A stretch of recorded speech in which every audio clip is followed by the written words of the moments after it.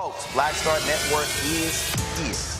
Hold no punches. I'm real revolutionary right now. Support this man, Black Media. He makes sure that our stories are told. Thank you for being the voice of Black America, Roland. Stay black. I love y'all. All momentum we have now, we have to keep this going. The video looks phenomenal. See, this difference between Black Star Network and Black-owned media and something like CNN. You can't be Black-owned media and be scared. It's time to be smart. Bring your eyeballs home. You dig?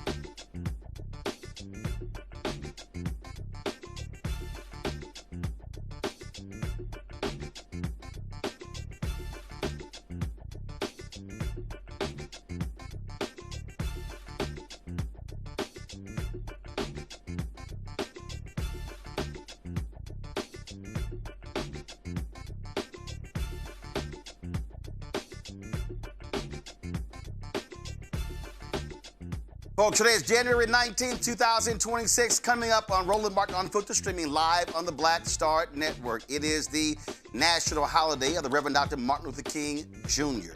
And as I always said, this day is not just about him. It's also about the entire Black freedom movement, civil rights movement, all of the people who made it possible for us to enjoy the rights that we have. And so we'll talk about that. We'll hear from a number of individuals who worked with Dr. King, walked with Dr. King, including Zenona Clayton, also Reverend Jesse Jackson Sr., Andrew Young, Juanita Abernathy. We'll hear from Reverend C.T. Vivian. Also, Congresswoman Eleanor Holmes Norton, the late Congressman John Lewis, Clarence Jones, who was Dr. King's attorney, Claiborne Carson, who runs the King Center in Stanford. All these folks, Dorothy Cotton, who was the only woman in the inner circle of Dr. King, all of these people we talked to over the last several years, sharing their thoughts and reflections on working with this 20th century giant. Also, folks, commemoration events took place today at the King Center in Atlanta. We'll show you some of that. We'll also show you what took place at the wreath-laying ceremony, where Maryland Senator Angela Alsobrooks spoke at the MLK Memorial. A lot of people are sharing their thoughts. Bomani Jones had a great commentary today regarding the life of Dr. King. And so much we want to talk about. We're also going to hear from the first African-American Attorney General for the Commonwealth of Virginia, Jay Jones. He'll join us, as well as House Democratic Leader Hakeem Jeffries. Lots for us to talk about. It is time to bring the funk, King style, on Roland Martin Unfiltered on the Black Star Network. He's got it. Whatever the miss, he's on it. Whatever it is, he's got the scoop, the fact, the find. And when it breaks, he's right on time and it's rolling. Best believe he's knowing. Putting it down from sports to news to politics. With entertainment just for kicks, he's rolling. It's on go, y'all. It's Roland Martin, yeah.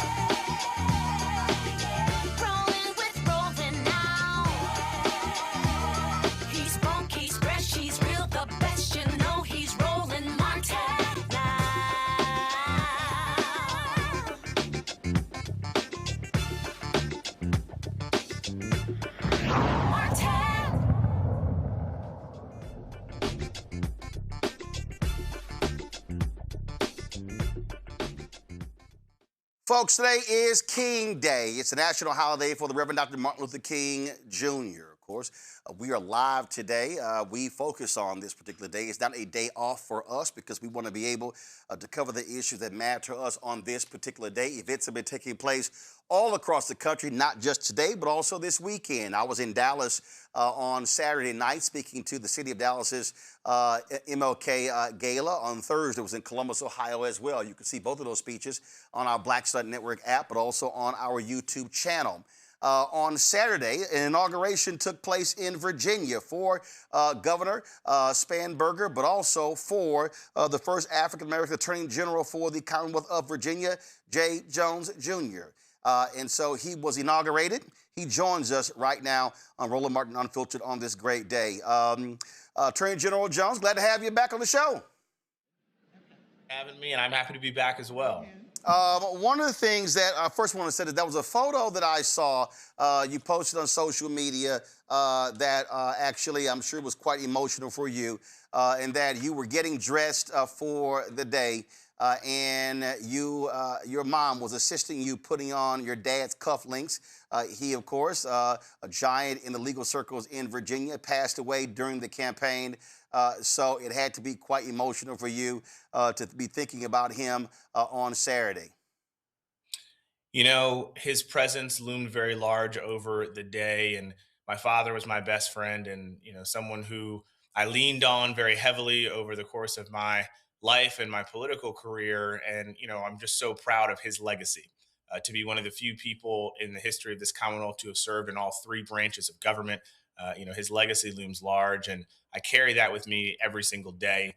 My mother is a giant in her own right. She is a juvenile and domestic relations court judge in Norfolk, which is my hometown. And to put his cufflinks on me that day and then have her administer the oath was a very poignant thing for our entire family. But it was so special, and I'm just happy that my two boys and my wife, Mavis, were able to be standing up there with us as we assume the office of Attorney General. This is that photo that you posted on Twitter.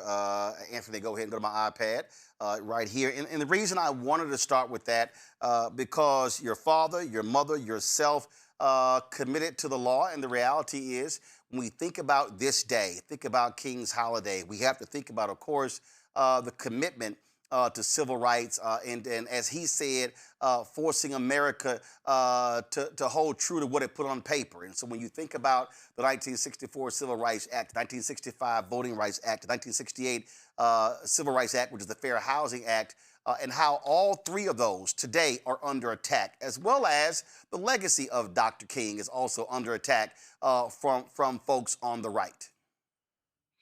You know, look, it's a very, I think, poignant thing for Virginia to have me in this chair as the 49th Attorney General of this Commonwealth and the first Black person to hold this office. And I am coming to you tonight from the Barbara Johns building. That's our office building. And for those folks who do not know, Barbara Johns was a civil rights pioneer in her own right.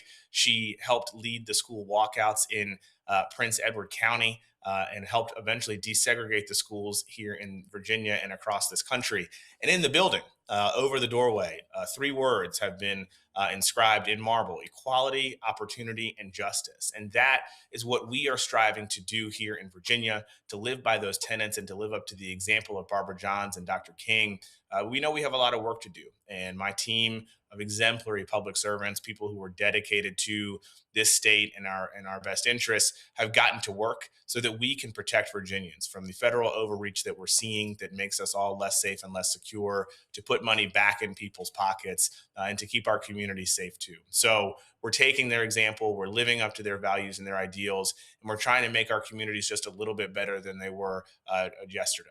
You mentioned Barbara Johns, and recently, of course, a statue of her was unveiled in the U.S. Capitol, replacing that of the white domestic terrorist and traitor, General Robert E. Lee.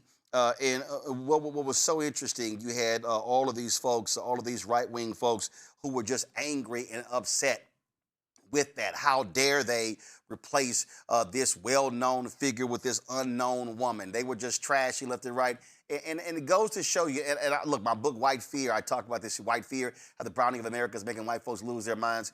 What you have today in this country are folks who want to go back. They do not want to see progress. They do not want to see the advancement of African Americans. They frankly want to see Jim Crow 2.0. You know, in Virginia, voters sent a very loud and resounding message in November. We elected our first female governor in the 407-year history of this Commonwealth. We elected our first Muslim woman statewide here in Virginia. I'm the first Black Attorney General. We have a Black House Speaker. The leadership in the Senate, led by Senator Louise Lucas, is a Black woman.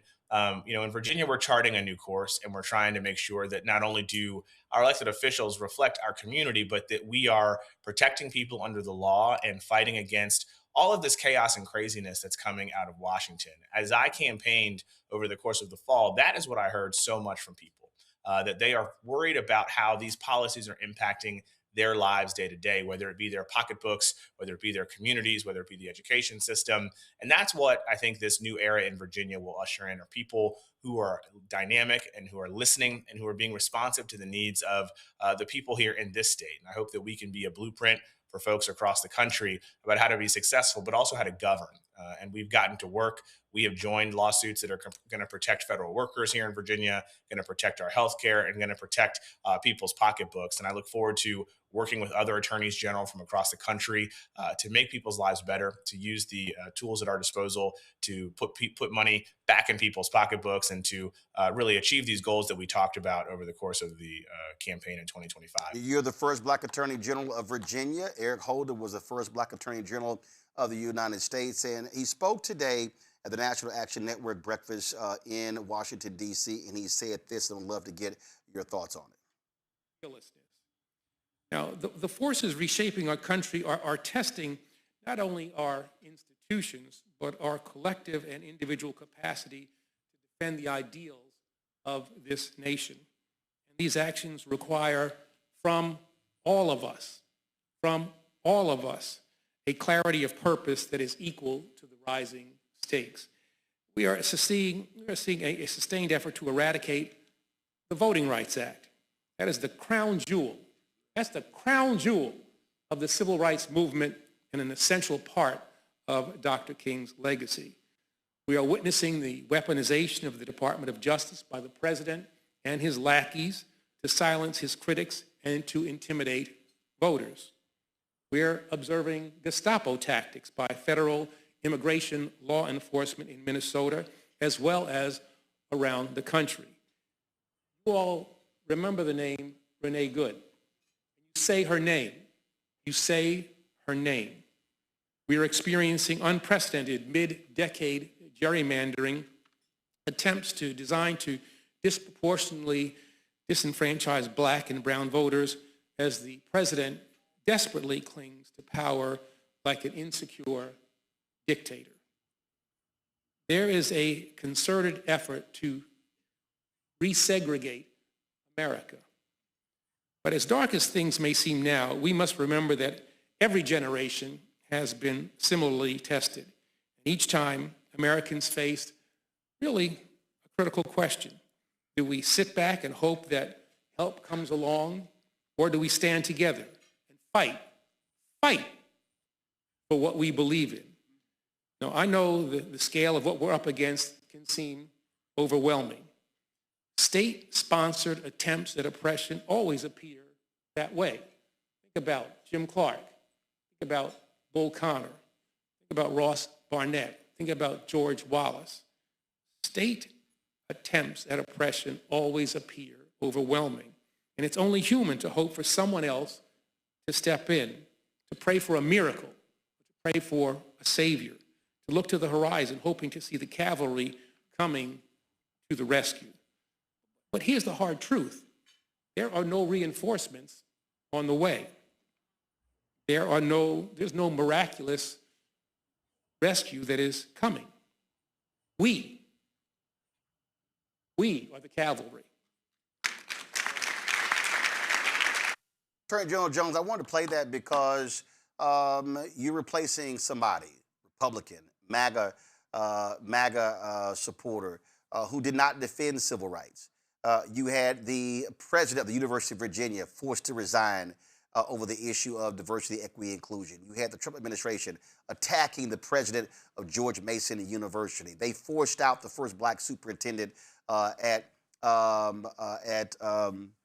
of course, the Military Institute there, VMI, in Virginia as well. You saw the undoing of civil rights, the lack of defense when it comes to voting rights. What do you make of what Attorney General Eric Holder said there? And I absolutely believe that. And we are the cavalry because these folks are in charge in Washington, the House, the Senate, and the White House. And we've got to be using everything that we can. And frankly, Democrat attorneys general have been leading that fight nationally. Well, look, Eric Holder has always been someone who I've looked up to and I've respected. You can see just over my shoulder that there's a picture of the two of us chatting a few years ago. And I think you have correctly identified the Democratic attorneys general are stepping up. This is a moment when people are looking toward attorneys general in particular to fight the federal overreach that we're seeing in Washington. All of the craziness and all of the chaos leaves people unsettled. People, frankly, are fearful. They're scared of what they're seeing coming out of the Capitol, and they're looking for states to fill the void. And that's exactly what I ran on last year in 2025. And I think that was validated with our resounding election victory. And I think that's why we did so well up and down the ballot here, because people in Virginia, in particular, because of our proximity to Washington, are looking for people to help, to uphold the rule of law, to protect our values, to protect our freedoms, to protect our institutions, and to protect our ideals. And that is what we're doing. That's why we hit the ground running, joining lawsuits, making sure that we are enacting our 30-day review of all existing litigation that my predecessor entered us into, to make sure that we are pursuing the interests and needs of the people of Virginia in this particular moment. And I look forward to working with attorneys general from across the country to make sure that we're doing that. We are stronger when we have greater numbers. I'm the 24th Democratic Attorney General. We hope to add to those ranks in 2026 because our livelihoods depend on it. And that's something that I continue to be committed to, and will use every tool at my disposal to make sure that we're protecting Virginians, protecting their rights, and living up to the dreams and ideals that Dr. King has talked about and that we've sort of dwelled on for a long time, because we draw strength from those words, right? This morning, I was in Petersburg. I was in a march with community members, and then we had a church service. And I was just so full of hope for these new days in Virginia, the sort of new era that ushered in on Saturday. And we're going to use all of our energy and all of our time and all of our resources to make sure that we're meeting the needs of people here in this Commonwealth right now. I'm not going to name the school. I know what it is. I know the HBCU. And I know also the PWIs. There have been schools in Virginia, state schools, that have been scared to death over the last year of even having black speakers talking about black history. They are afraid that the Trump administration is going to target them and pull the research funding. What do you say to colleges and universities in Virginia who are scared to death of this MAGA administration targeting universities, who invite black scholars and black historians and having black history discussions? I mean, these people are targeting books and things along those lines. What do you say to them, how you are going to proceed as Attorney General to defend their interests against these attacks? Well, I think, at the outset, people in Virginia have been really, really disappointed and really scared by the way that the previous administration tried to politicize education, not just in the K-12 space, but in the higher ed space. Every person here in this Commonwealth is incredibly proud of our higher education institutions, whether they be public or private. And frankly, as Attorney General, my job is to represent these universities. And my commitment has been to providing top flight legal service so that these universities can do what they do best, which is educate our students. And that is what we're going to do. We're going to make sure that we're supporting these places, working with these institutions to give them the legal advice that they need and that they deserve. And we're not going to use our students, our teachers, administrators, our educators as political pawns. Those days are long gone. We have a commitment to our people. We have a commitment to our students. And I look forward to working with the leadership at universities across this Commonwealth to figure out the best way for us to meet the needs for our students so that we can develop this talent, keep them here in Virginia, and continue to grow our economy. That is something that Governor Spanberger remains committed to. She just talked about that tonight in her State of the Commonwealth. And I think the House of Delegates and the Senate of Virginia are all in line with that mission, because that's what the voters told us last year, that they were tired of this politicization of our education systems and our students and our teachers and our parents and our administrators. We should be working together to find solutions to improve our education system, not pitting these groups against each other to get headlines, to get cheap headlines, and set our students back. Got questions from my panel. Dr. Ome Congo Debingas, a senior professorial lecturer, School of International Service at American University, author of Lies About Black People and How to Combat Racism out of D.C. Dr. Avis Jones-DeWeaver, author of How Exceptional Black Women Lead, Unlocking the Secrets to Creating Phenomenal Success in Career and in Life, co-founder and editor-in-chief Max Black's Media out of National Harbor. Joining me in studio, Cameron Trimble, CEO, Hip Politics Media, former White House senior advisor. All right, let's get it going. Cameron, you first. Your question for Attorney General Jay Jones. How are you doing, Attorney General? And congratulations again on being inaugurated. My question, it pulls on the thread that Roland was talking about, in the sense that it really feels like it is the states versus the federal administration in so many different ways. And with Virginia being right in the back door of Washington, D.C., I think so many eyes will be directly on your state and on your leadership, because Virginia, quite frankly, was a bellwether for what we think's to come in these upcoming elections. How do you plan to prioritize what battles you do get into with maybe some federal overreach or the Trump overreach from his administration? Well, thank you for your kind words about our inauguration. It was indeed historic and a very special moment for this Commonwealth. I will also note that this inauguration took place on Doug Wilder's 95th birthday, which I think is incredibly special as well. And, look, I think when I campaigned across the state last year, the overarching theme was that people were very scared and sick of what was coming out of Washington, these policies that were setting us back. It's exactly why we've joined several lawsuits already to protect Virginia's values and our interests. But I will be the first person to tell you that if there is a policy that is coming out of Washington that is good for Virginia, I'm ready to work with this administration. We just haven't seen anything come yet that's going to put us in a better place. In fact, everything is trying to take us backward or trample on our rights and our freedoms. And so anytime that those values or our values and those rights and those freedoms are threatened, we will be there with using every tool in our toolbox in this office to protect Virginians. That's what I was elected to do. I believe the most important thing and responsibility for any elected leader is to keep people safe and keep your community safe. And whether that takes the form of a lawsuit, of an investigation, we're going to do that. We have a really talented team of people that we have brought in who are exceptional public servants, who are top flight lawyers, who are ready to get this office back on track and really fight for Virginia instead of letting Donald Trump run roughshod over us. They soundly rejected that at the polls in November, and we have a job to do, and we have promises to deliver on, and I'm excited to do that. Avis Jones-DeWeaver. Once again, also congratulations, Attorney General. So I know you all should be very proud. As a Virginia native, I know I'm very proud that the Virginia has now been reclaimed with people who have common sense and greatly adept at what you do. So my question for you, though, tonight is that it's really no secret that this administration has been targeting democratically run states. So one might anticipate that if not today, if not tomorrow, there may be a point in which Virginia might be specifically targeted by this administration. Are you all foreseeing that as a possibility and starting to, in essence, get some ducks in a row in the way of figuring out the best way to protect Virginians from what we are really seeing as the real-time tyrannical federal government?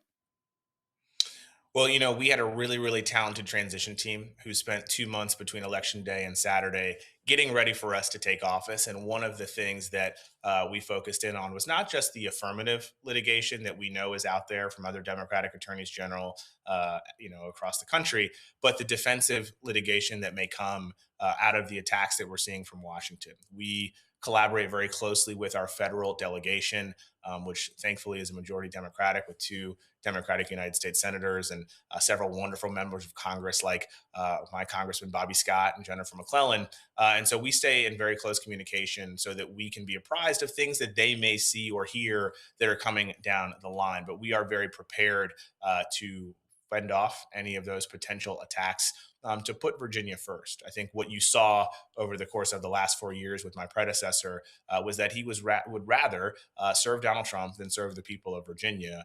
My job as Attorney General and my fiduciary duty runs to the people here. And so, whatever form that takes to protect them and to protect our values and our interests, we're going to do that.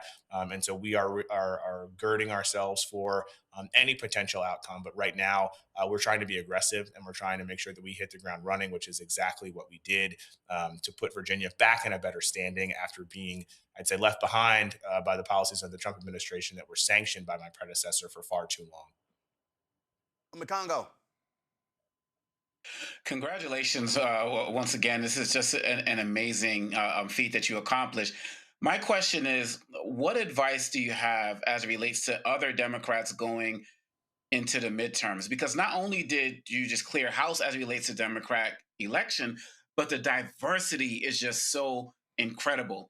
And Democrats are getting advised to run away from their base. Some are saying run towards their base. What would you advise to Democrats across this nation? We know every state and counties are different, but what was your recipe for success that you would advise them going forward? Well, thank you for your words of congratulations. It does mean a lot to me.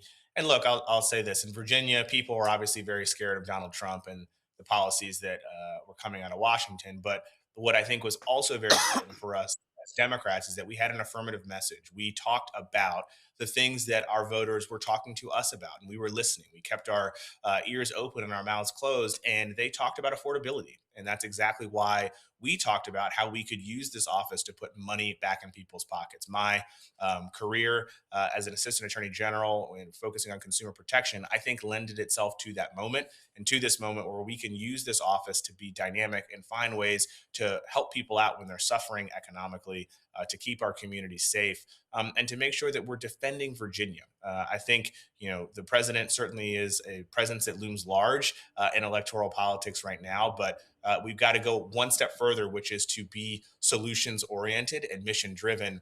And that really doesn't have any sort of specific recipe. It depends on where you are. It depends on what state you're running in. It depends on what community you live in.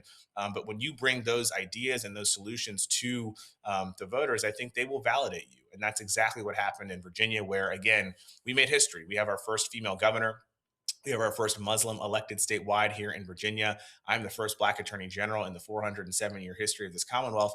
And we have a majority in the House of Delegates that has grown from a 2-seat majority to a 13 or 14-seat majority. So, I think we can really be a model for folks across the country, but I don't want folks to lose sight of the fact that they've got to go into those communities, they've got to listen, and really be those solutions-oriented candidates to say, okay, yes, we oppose Donald Trump and bad policies, but we also have ideas for how to fix that.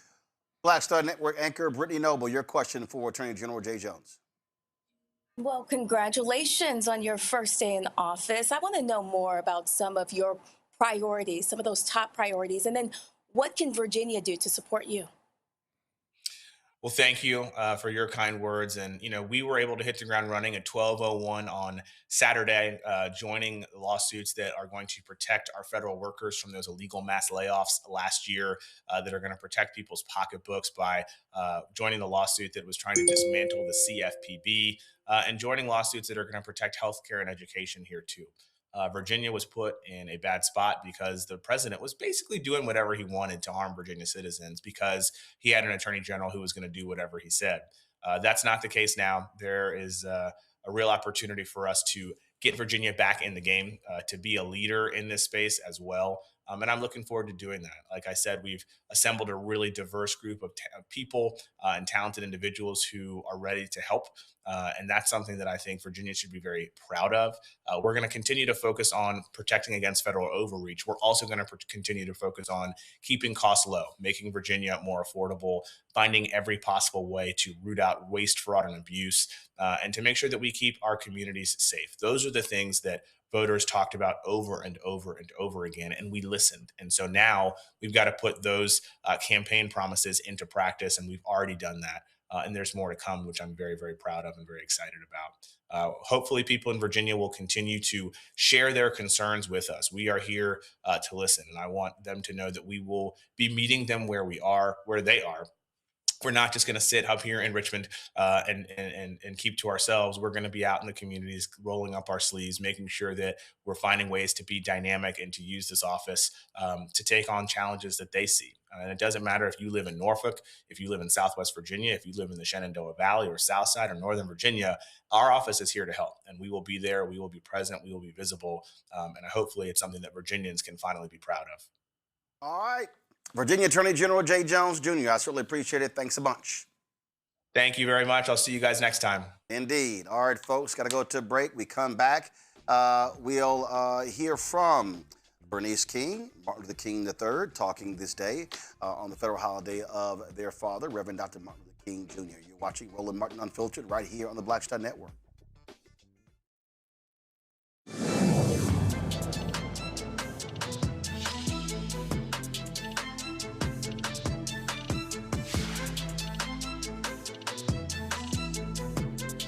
Next on the Black Table with me, Greg Carr. America is being reshaped in real time by a group of 6 people, unelected and without any checks and balances. By the end of the current Supreme Court session, education, the workplace, who gets to elect our leaders, and so much more could radically change. This week, we reconvene our legal roundtable and look at what the new America may look like and how we should respond. That's next on the Black Table, right here on the Black Star Network.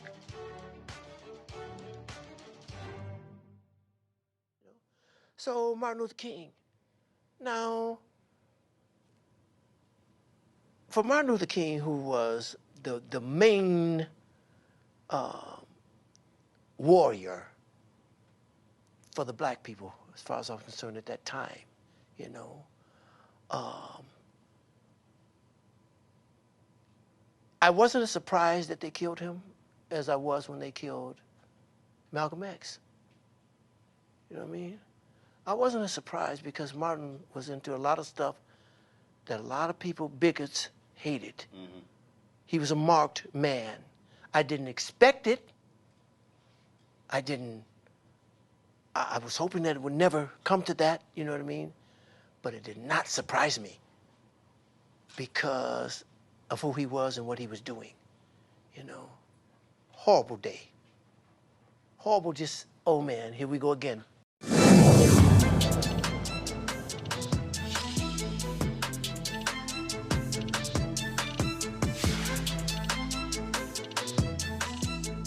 All right, folks, that was my interview several years ago with the great Smokey Robinson. All right, folks, joining us right now is House Democrat leader Hakeem Jeffries on this MLK 2026. Congressman, glad to have you back on Roland Martin Unfiltered. With you, happy King Day. Yes, sir. One of the things that absolutely drives me crazy on this day is when many of your colleagues on the other side post on social media and they post their quotes about Dr. King and they vote against his agenda. And what I always say is I don't want to hear folk on this day talk about King in this wonderful, nice way. You know, he was this, he was that, when they also oppose the agenda. If you're going to stand with King, then stand with King, but don't oppose the agenda, but then celebrate the man, because the man was about his agenda, which was poor people and disenfranchised people. That's exactly right. All manner of social media posts you'll see coming from my extremist colleagues on the other side of the aisle trying to lift up Dr. King as if they are interested in his life, his leadership, and his legacy. When we return to Washington tomorrow, they'll be doing everything they can to undermine voting rights, civil rights, racial justice, social justice, and economic justice. And Roland, as you know, this is just consistent with their general hypocrisy. I mean, this is the same group of people in many instances. I'm not questioning anyone's faith, but they go to church and they pray on Sunday, and then they come to Washington, D.C., and they pray, P-R-E-Y, on the American people, the weak, pray on the poor, the sick, the afflicted, the least, the lost, the left behind, pray on Social Security, Medicare, Medicaid. This is their legislative agenda. And yet they pretend as though they are following the teachings that have urged us to look out for the least of these amongst us. Well, I will call out them on their faith because one of the things that they do is they love the Catholic Church when it comes to their position on abortion, but they despise the Catholic Church's position on the death penalty and standing up for the rights of undocumented workers.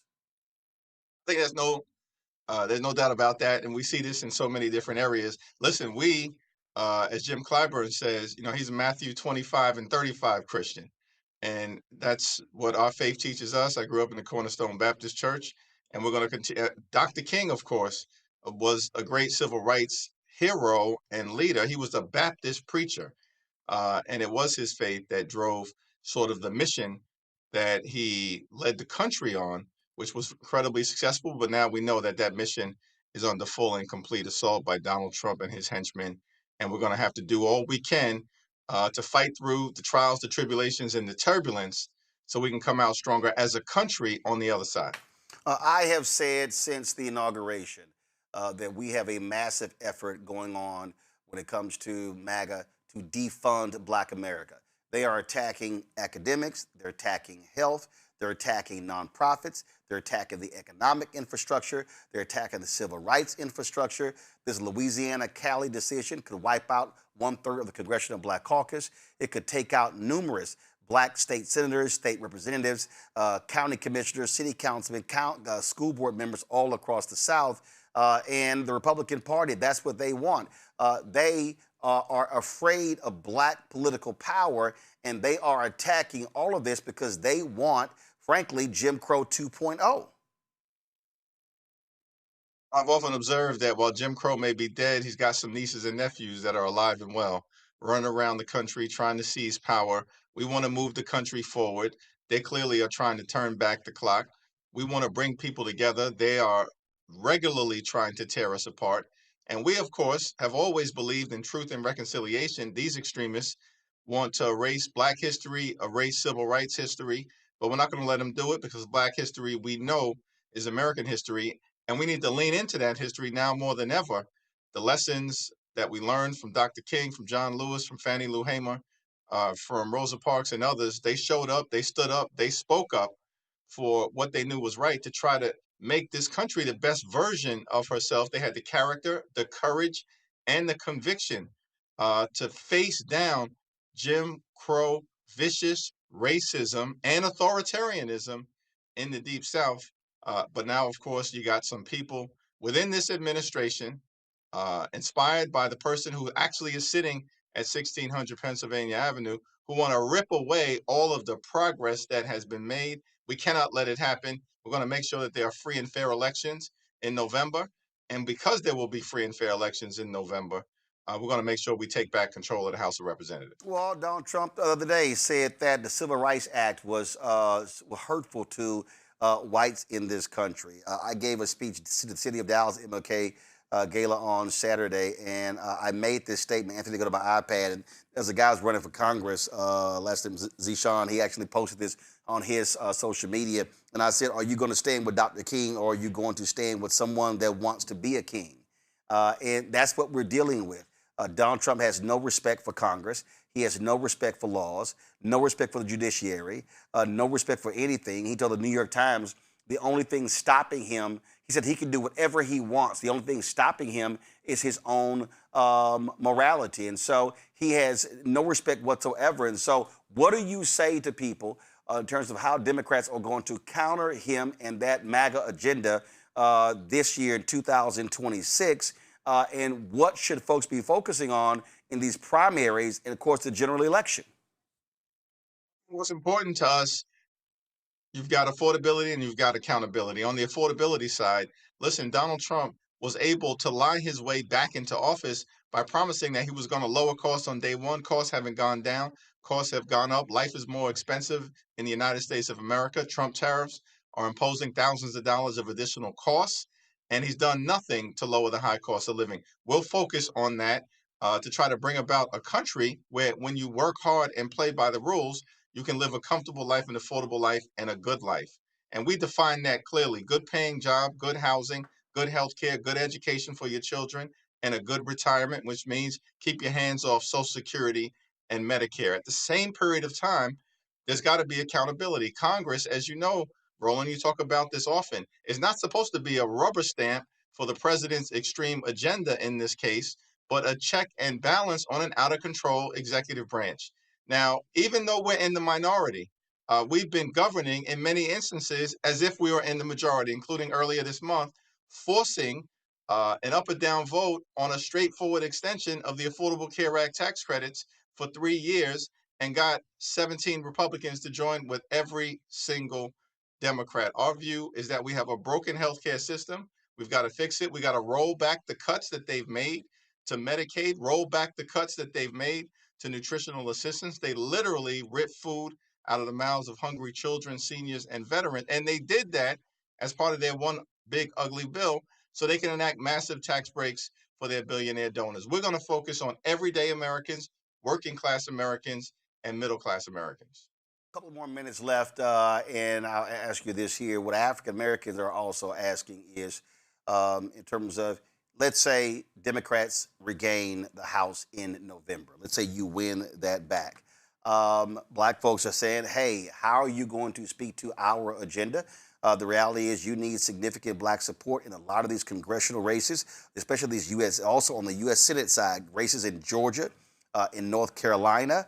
You got race in Texas as well. And so what do you say to them of what that's going to look like, what that agenda is going to look like? Because what we continue to hear from people is they say, hey, Democrats want black folks to show up, but Democrats got to show up for black folks. Absolutely. And listen, we've got to have a robust racial justice agenda and economic justice agenda. On the racial justice side, clearly, some of the things that need to happen is to shore up the Voting Rights Act and the Civil Rights Act, the efforts to roll back the progress that has been made. Right at the top of the list on that side of the agenda, of course, will be passing the John Robert Lewis Voting Rights Enhancement and Advancement Act, which is designed to address what the Supreme Court already did back in 2013 when they struck a blow against Section 5. And we've got to watch what the Supreme Court may try to do in the Louisiana case. We expect to hear from them over the next couple of months, but we are prepared to respond decisively, particularly when we get the gavels back. On the economic justice side, I think there are really three areas where we have to lean in on behalf of Black America, Brown America, communities of color, but certainly within the African American community. That's entrepreneurship, that's homeownership, and that's access to capital. We know that the 1963 March on Washington, its full name was the March on Washington for Jobs and Freedom. It was about both civil rights, of course, eventually voting rights in terms of the 1965 Voting Rights Act, but also an economic justice agenda. And we've never been able to fully bring that to life. And in order to do it, we've got to ensure that our communities can be successful economically and self-dependent on the community as opposed to being reliant on anyone else. And that's something that we'll strive to accomplish, build upon with an aggressive agenda in that economic justice space. Last question for you. As I said, I gave the speech in Dallas on Saturday night. While there, I dropped by Friendship West Baptist Church, where Reverend Frederick Haynes III is the pastor. They had an MLK teach-in. Anthony, go to my iPad. They had an MLK teach-in. They're planning this Freedom Summer there. They're planning to really focus on voter mobilization. It's also the church where one of your House members goes, Congresswoman Jasmine Crockett. She was in Marshall, Texas over the weekend. Do you plan to endorse in that Democratic primary her race, but also the congressional race that Freddie Haynes is in? I generally don't get involved in open seat primaries, certainly in the context of House races, but I know the Reverend Dr. Freddie Haynes well. He'll be an amazing member of Congress. I've been to Friendship Baptist Church events, grew up in the Cornerstone Baptist Church, as I mentioned, and Freddie Haynes used to come preach revival every single year in Brooklyn when Harry Starks Wright was my pastor. And so I look forward to serving with the Reverend Dr. Freddie Haynes. He'll be an amazing member of Congress. And as it relates to Jasmine, no one should underestimate her. She's running hard, and I think she brings a lot to the table. And I support all of my colleagues in the House Democratic Caucus, and will do anything that I can do to help her be successful in this primary. And if she makes it through the primary, of course, in the general election. So I just want to be clear. So you're endorsing Freddie Haynes and Jasmine Crockett? Well, I haven't formally gotten involved in any of those races. I'll defer to Freddie Haynes and Jasmine Crockett as to the appropriate way for me to weigh in. I leave it to the candidates in that regard. I don't want to preempt anything that may be forthcoming, but I think the positive feelings that I have for both speaks for itself. All right, then. So as a Texas voter and somebody who actually votes, I'm a constituent of Congressman Jasmine Crockett. I'll be waiting to see how that happens. All right, Congressman Jeffries, we appreciate it. And to Scott Bolden, if he's watching, I keep telling him, I don't mind Kappas coming on my show. I have grace and mercy. I have grace and mercy. I appreciate you. You're a good alpha brother. I appreciate it. Thanks a lot. Okay, man. All right, then, folks, let's get back. Got my panel here. I've got Cameron. I've got Avis Omekongo as well. So I want to start with this one here, and I'll start with you, Omekongo. I played that soundbite from Attorney General Eric Holder. We spoke today at the NAN breakfast. And two things. The reality is we need people to understand that there is indeed an absolute effort to resegregate Black America. But I need folk to understand that this is not about bringing back separate water fountains. This is not about saying, oh no, you can't live here. What we do have to understand is there is an absolute effort to undermine every single civil right that we have fought for, whether it's the 3 Reconstruction Amendments by the radical Republicans in the wake of slavery, whether it is the 1866 Civil Rights Act, we do the 1875 Civil Rights Act, which of course was later overturned in 1883 by the Supreme Court, the 1957 Civil Rights Act, and then the 64, 65, and 68 as well. And so the attack is all about attacking the Black infrastructure, civil rights, economic, again, academic, health, you name it. That is what they are trying to do. Yeah, and if people don't get it now, I don't know at what point they actually will get it. I mean, 1 year into Trump, what statistic for the Black community is better? Whether we're talking about employment, whether we're talking about health outcomes, I mean, maybe the number of applications to HBCUs, but outside of that, everything is declining. And people should now be seeing that their community is going to be affected in every way, shape, or form. Whether we're talking about law enforcement, you're talking about with Attorney General Jones about schools and diversity and so on and so forth. And look what's happening in our schools as well. Every aspect of our community is being attacked. And people need to be at this point now, especially watching what's going on in Minneapolis with ICE. We have to get out of this mindset of, I'm only going to care when something comes to me. I'm only going to care when something hits me. Because if your community is being hit, then you're being hit as well. And we need a multi-pronged approach in order to be able to fight this. Because Donald Trump literally said, I am against the Civil Rights Act. They made white people bad. They couldn't get jobs. And all of this was lies. But he said it because enough white people thought it all of their lives and were always against it. And so he's given them permission structure upon permission structure in every space that they occupy, whether as a boss, as a principal, as somebody running a bank, to be discriminatory and be unapologetic about it because they know there's an FBI, a Justice Department, and an administration that's going to condone it in every way, shape, or form. If we don't wake up now 1 year into Trump, we should have woke up during the first administration like we were here on the Black Star Network. I don't know what else it's going to take, Roland. Avis, I mean, we are making this perfectly clear to folks as much as we can. Anthony, go to my iPad. Look at this here. Donald Trump is the first individual occupying the White House who doesn't even acknowledge Reverend Dr. Martin Luther King federal holiday This is the first time it has happened since Reagan signed the holiday, and of course, even the departure from his first term. Bottom line is, that's all by design. They do not give a damn about black folks, and they want to attack black folks at every turn.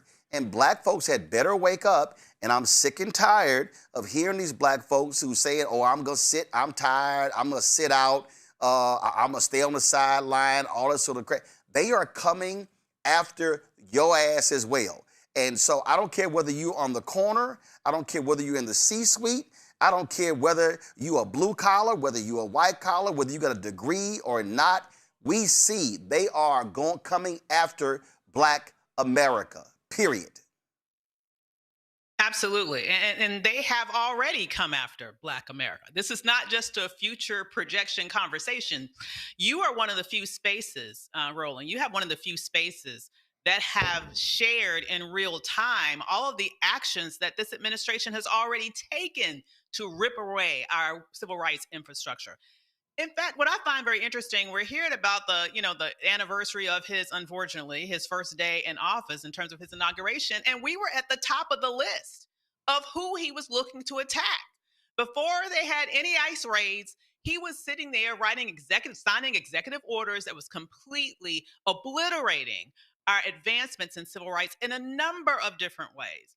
Even to the point of actually signing a civil rights, an executive order that would say that it's okay to discriminate specifically for federal contractors, that it's okay to have segregated facilities as federal contractors. It has been that egregious. And so, yes, all the other things that you mentioned are true. We see what's happening with the unemployment rate. We're seeing what's happened to federal workers that are disproportionately Black. We're seeing what's happened with DEI and how that has trickled down in terms of impacting, I believe, not only the culture in corporate America, but also the hiring patterns and promotion patterns in those spaces as well. So all of those things are real. But what we need to make sure that we do is use the power that we still have in terms of our voting power, because we have a midterm election that's coming up. And if we don't do everything we can to get these people out of office, not only in the House, I think we also need to go for the Senate. We need to really make some sort of major shifts in order to put a stop to this train. And that's the only power that we have right now until we get him completely out of the White House. Cameron, and let me be, this is not self-serving what I'm about to say. When I look at right now, and I'm always appreciative of the folks who watch our show. 1,500 folks live. We know it's a holiday. A lot of days we have 2,000, 2,500, 3,000, or even higher, 4,000. But here's the thing that I'm always talking about. When it's a sports topic on some shows, you go to some of these YouTube channels, it's 30, 35, 40,000 folks who are watching live. When I look at the comments on certain stuff, on certain posts on Instagram and others, I'm seeing 40, 50, 100,000, 200,000 likes. I'm seeing 8, 10, 20,000 comments. And what I'm saying that what's going on right now, that Black folks had better be flocking to Black news and information sources, because these folks are going to look up and say, oh my God, what the hell happened? And the last year, I mean, it's what? So tomorrow is 1 year since the inauguration. I mean, we've seen the wipeout of billions of dollars. We have seen the wipeout and the attacks on numerous laws and executive orders.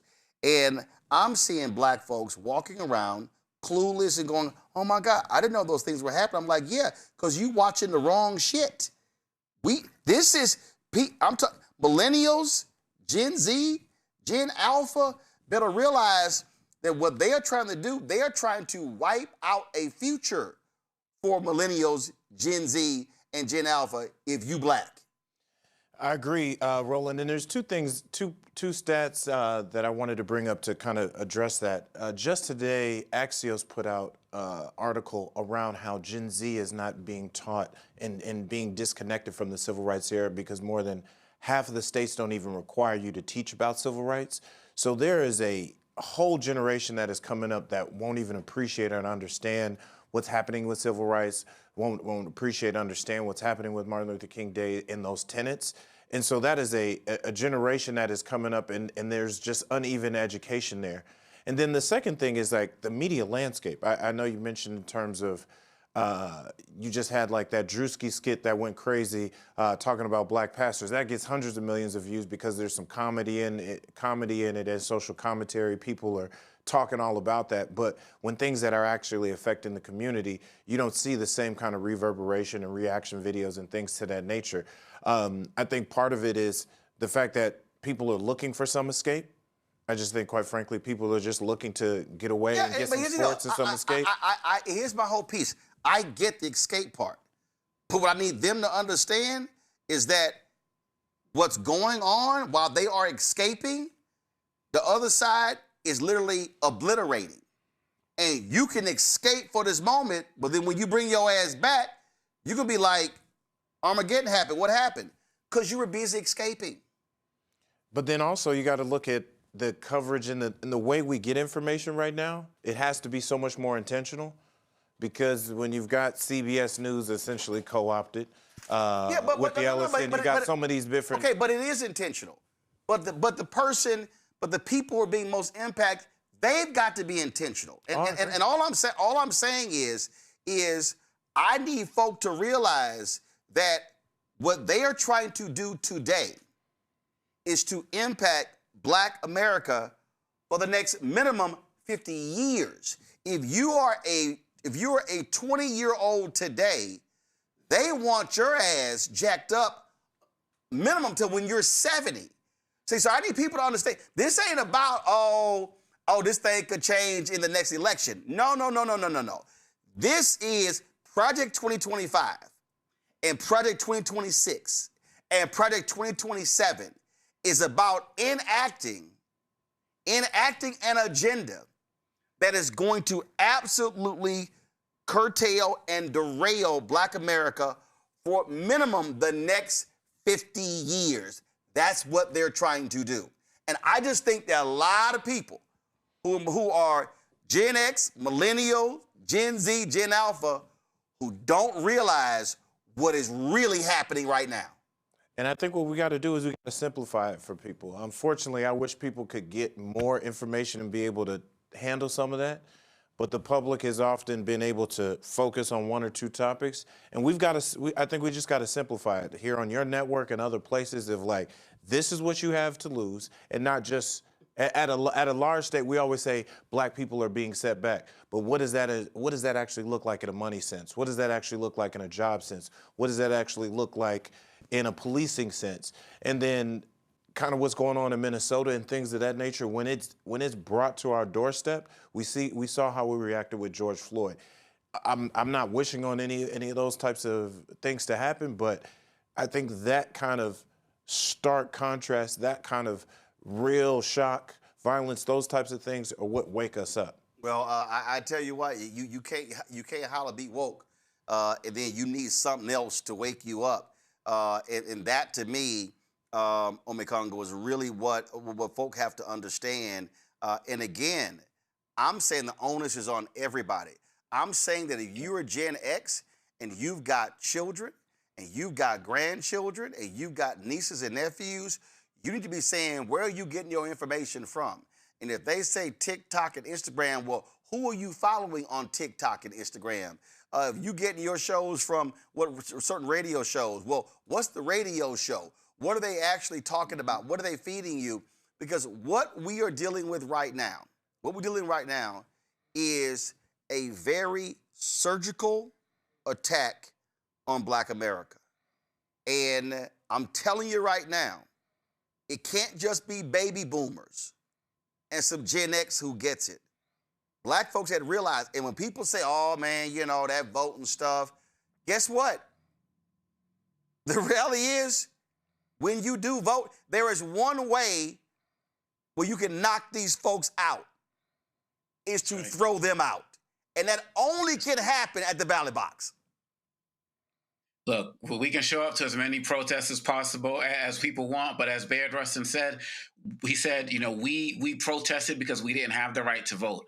When you have the right to vote, you don't need to protest because your vote is your protest. And so many of us are disconnected from that. And that's why so many people stayed home.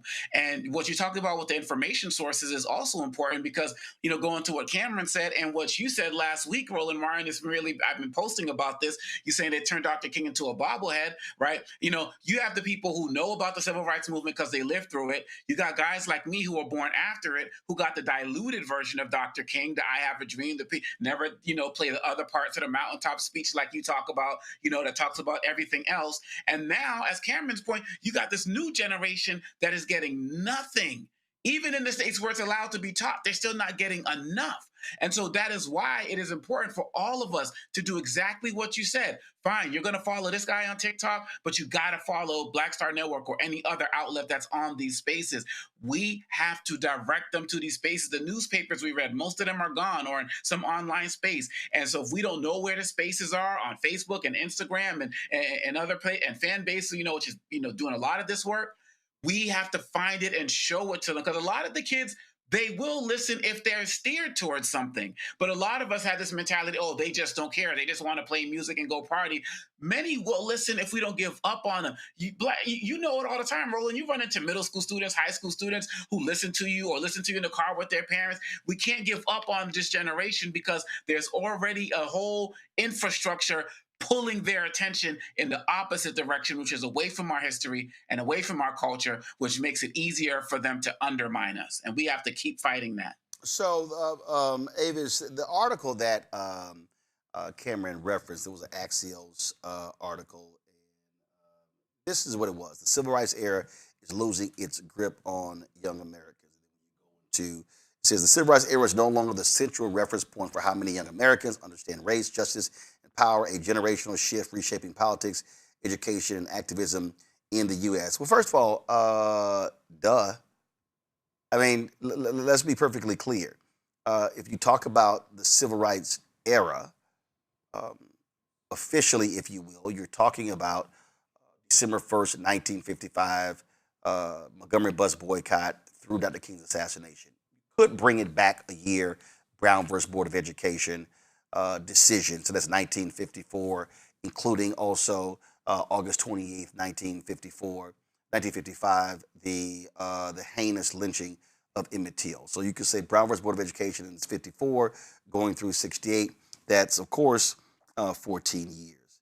But when we talk about today, and this is where, again, these white media outlets don't seem to understand.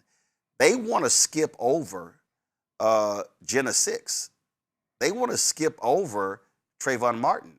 They want to skip over Michael Brown, John Crawford III. They want to skip over Eric Garner.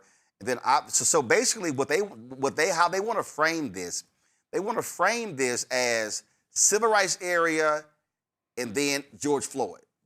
No, it was a lot of things. I mean, if you talk about, I got an interview coming out with Elliot Williams talking about the Bernie Getz shooting. And listen, Bensonhurst and all that stuff that was happening in New York in the 90s. And so it's a whole lot we can talk about here. And so that's the problem, the reference point, how you talk about all of these issues. And so my deal is, if I'm talking to millennials, Gen Z, Gen Alpha, I'm including these things that have happened, not just 54 to 68, but 68 to 80, 80 to 90, 90 to the 2000s, and now present day. I think that's absolutely true. Here's what we have to remind. We have to remember that these people don't have our best interests at heart. Okay, there's a reason why they pulled our history out of public schools all across the nation in way too many states. And it is because they do not want our children to know that history. They do not want their children to know that history. And there has been some other research that suggests that the less specifically Black young people know about their own history, the more likely they are to vote to be in favor of Donald Trump, for example.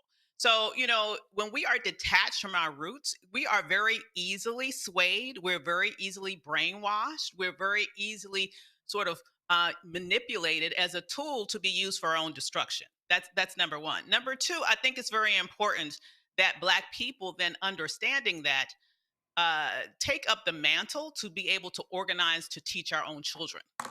We cannot wait for the public school systems to get this right, particularly throughout the South. I don't expect Texas, honestly, to ever change in my lifetime. I'm not holding my breath for anything to change in terms of the curriculum in Florida.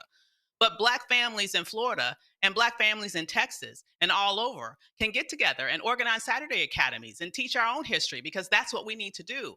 And then thirdly, I would say that in terms of young people, let's not write them all off. I'm the mother of a Gen Z. I'm the mother of a millennial. And if anything, my Gen Z is even that much more radical than my millennial, though both of them have sense and they understand the threat of this administration. But the main frustration of my Gen Zer is not that he doesn't want to vote. He will vote. But his frustration is that he doesn't see the Democratic Party fighting enough. He wants to see more action in the Democratic Party. He wants to see the Democratic Party be more aggressive. They aren't aggressive enough for him. And so I believe that if the Democratic Party were more aggressive, would show some heft and some fight in their spirit, they would naturally attract young people. I don't believe that most young people don't care about politics. I don't think that they are inspired to really support candidates who they don't believe will fight for them. Many of them will do it anyway, like my son, but he does it, I will tell you, holding his nose because he wants more fighters. And if he finds someone that will inspire him in that way, he will come out and vote.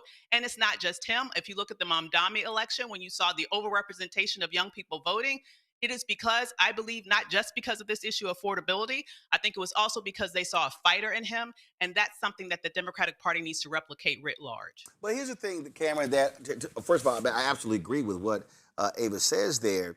But this is the piece to me that is always critical. I always talk about what the nuance is. And the nuance always is, and I've had to deal with this with people, where I'll explain, if you want something to change on a school board, remember, if there are nine people and you vote for one, you need 4 more votes. You need 5, you need at least 5. If it's the city council, depending upon the size of the city council, you need the majority. What I'll say is, I think back to 2025. There's a lot of people were saying, Democrats, what y'all gonna do? Sitting there going, do you not know who controls the House, the Senate, and the White House? And the key, though, I think, this is where it jumps out, to the point that Ava's just made. When you do have the power, do you use it? I think what we are witnessing now, where you have, is Donald Trump a thug? Yes. Does Donald Trump not believe in morals, values, principles, ethics? Yes. But what you are seeing is a Republican Party that says, damn all lines, damn all speed bumps. You don't hear them saying, oh, we can't do that. And so what I'm hearing people say is, Democrats, if your ass get the White House back, go to the mat. If you get the House and the Senate, I don't want to hear this bullshit. Oh, we can't do that. We can't. If there is one thing that we see with Republicans holding power, is that they use power. They wield power. They actually execute an agenda, and they say, damn everyone else, we're going to do it. That is the lesson that Democrats had better wake up. And look, Democrats don't have the same league that Republicans do, because you're either right or hard right. But Democrats had better understand, if you get control of the House, yes, Trump can veto. If you get control of the House, if you were able to somehow get control of the Senate, what Democrats can't pray for is a Fetterman ends up acting like a cinema in a mansion. Let's say Democrats get 51 seats in the Senate. Let's say they win North Carolina and they win Georgia. They upset Collins in New Hampshire. And let's say they're able to win the Senate seat in Alaska or Iowa, or by God, or by miracle, win the seat in Texas. And all of a sudden, you somehow look up and you got 51, 52, 53. The scare for a lot of people is you're going to have 2 or 3 weak-ass centrist Democrats who hold up progress. That also, I think, is what Avis is saying. I think it's a couple things. One, they've got to get there. And I'm a creature of campaigns.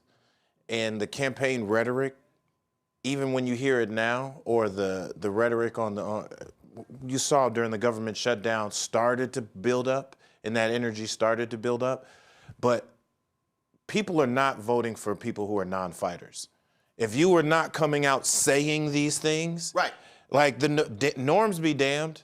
I mean, I come from a different time, but when I got into politics and when I got on the Capitol Hill, it was right as the Tea Party was coming along.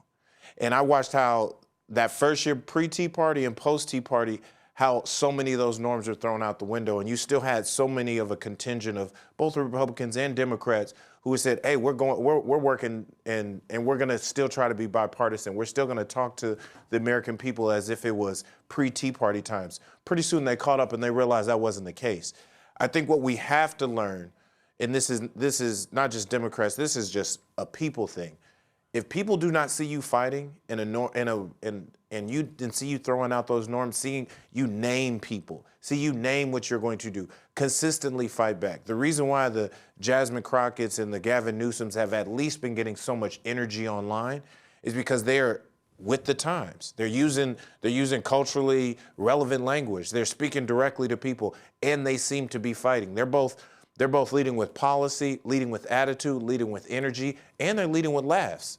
Because to our earlier point when we were saying people are looking for some escape, well, I hate that we got to turn politics into some level of entertainment, but you got to realize what people are paying attention to and responding to, and we have to do that. Because we have to get there before, and then if we get into office, it doesn't need to be just pushing these bills through. You need to name these bills salacious bills so people understand. Yep. No, this bill is taking something back. This bill is fighting something there. We need to make these public stands not just in the pit of the House or the floor of the Senate, the floor of the House. We need to be in the streets. Like this is a modern media, digital first, 360, all on assault that starts in this election season. And then the moment we get elected, wherever you are, you've got to be on board. And for those centrists and those people who get scared, because you get some people who get, I barely got elected, or I'm in a more conservative state, I can't do what Mondani did or Gavin Newsom did. Well, then all those who can and use more of their what we call political capital, right, they got to put that out there and shield some of those. But they better get those people in line to make sure at least those votes follow. Absolutely. All right, folks, got to go to a break. We come back. More on Roland Martin Unfiltered on the Black Star Network here on MLK Day 2026. Don't forget to support the work that we do. Join our Bring the Funk fan club. If you want to contribute to our Bring the Funk fan club via Cash App, use the Stripe QR code. You see it right here. It's also for credit cards as well. Checks and money order. Make it payable to Roland Martin Unfiltered, P.O. Box 57196, Washington, D.C. 2003 7-0196. PayPal is R Martin Unfiltered. Venmo's RM Unfiltered. Zelle, Roland at RolandSMartin.com. Roland at RolandMartinUnfiltered.com. We'll be right back. When Dr. King called me up and said, I'd like to meet with you. You don't know me, but I have a request to make, and I'm coming to New York. I'd like to talk with you. And we met in the basement of the Abyssinia Baptist Church, and what should have taken, according to him, 20 minutes, took 4 hours. And when that meeting was over, I was in his parade forever. When I talked to A. Philip Randolph, when I talked to Eleanor Roosevelt, I can go on with a list of celebrity and the power of that century that touched my space, that said, you are worthy, that said, you help us. We delight in what you do. We are rewarded by it. Our causes are won because you brought a population to the table. Because when I did, sometimes I'd ask artists and they'd say no. I said, fine, let's make my next concert in behalf of Dr. King. And I would take time out in that concert to let Dr. King have the platform to speak on the issue. And most of the audiences would write me afterwards and say, we never expected it, but thank you for introducing us to Dr. King. Well, that's worth $1 million. And I am more rewarded by being in that space than I am being in the south of France, which incidentally I do occasionally.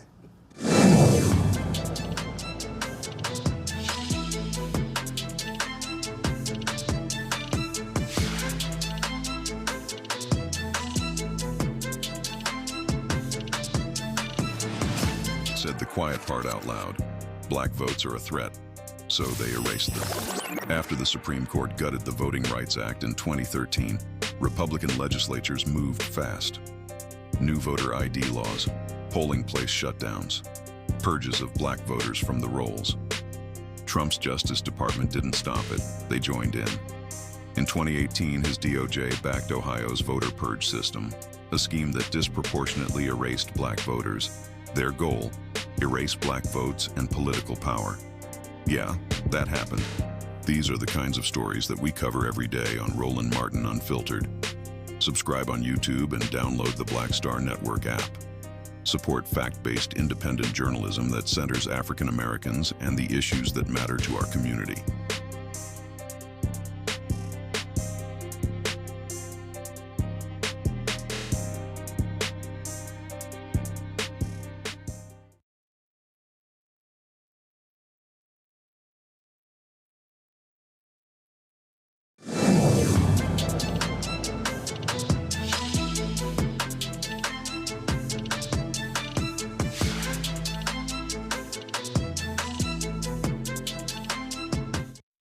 Myself refraining from going to Memphis for a long time. It's just, and I don't like to go to Memphis now. Matter of fact, I go because Memphis has a new meaning to me now. You see, the King, to me, Atlanta was Bethlehem. He had nothing to do with Bethlehem where he was born, and Mason Temple really was Gethsemane, mountaintop, and the balcony was Calvary. In a certain way, I can understand the Bible going back to Atlanta, but he went to heaven from Memphis. It happens to be the place where the poor blacks of the Delta of Mississippi and Arkansas and poor whites of Appalachia meet at that Mississippi River. That's where he died. That's where he left us.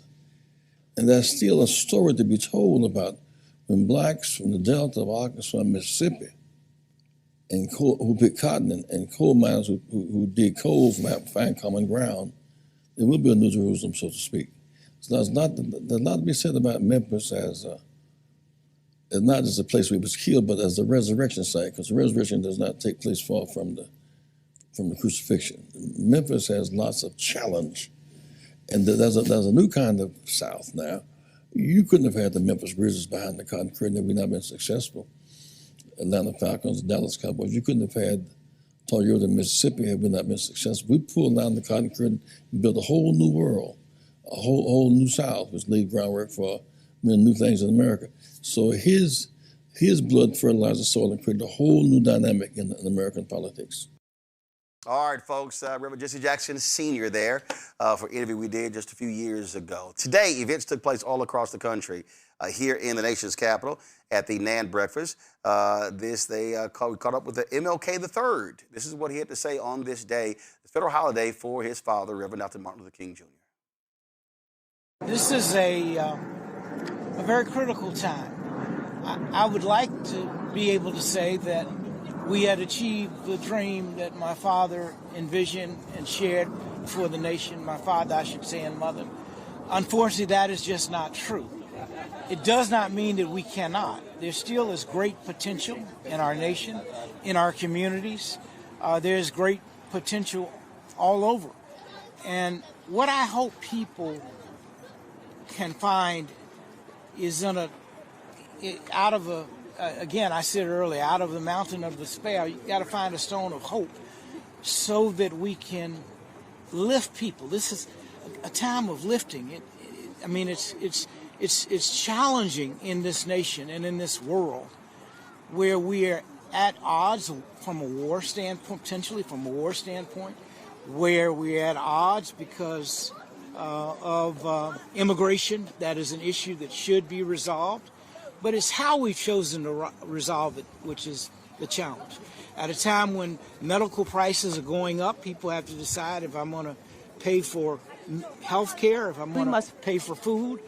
What I do know is no matter how difficult it is, and God knows it's difficult for a lot of people, that we got to hold on because it can get better.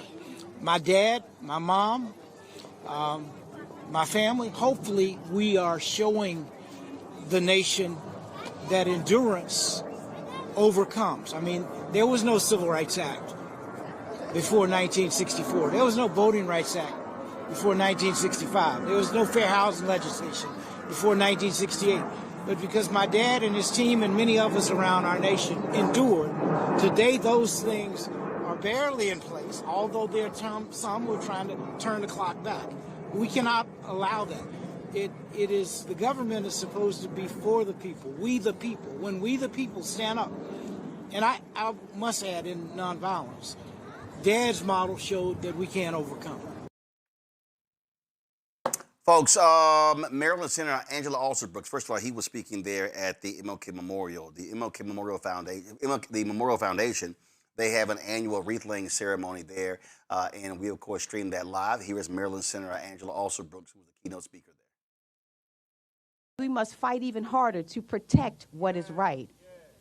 When people try to erase history and water down the impact that our ancestors had, it underscores how necessary it is to reject the lies about who we are.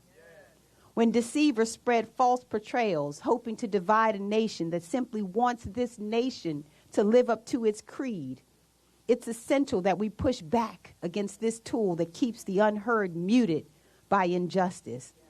That's why this ceremony is for us and for our commitment to this work.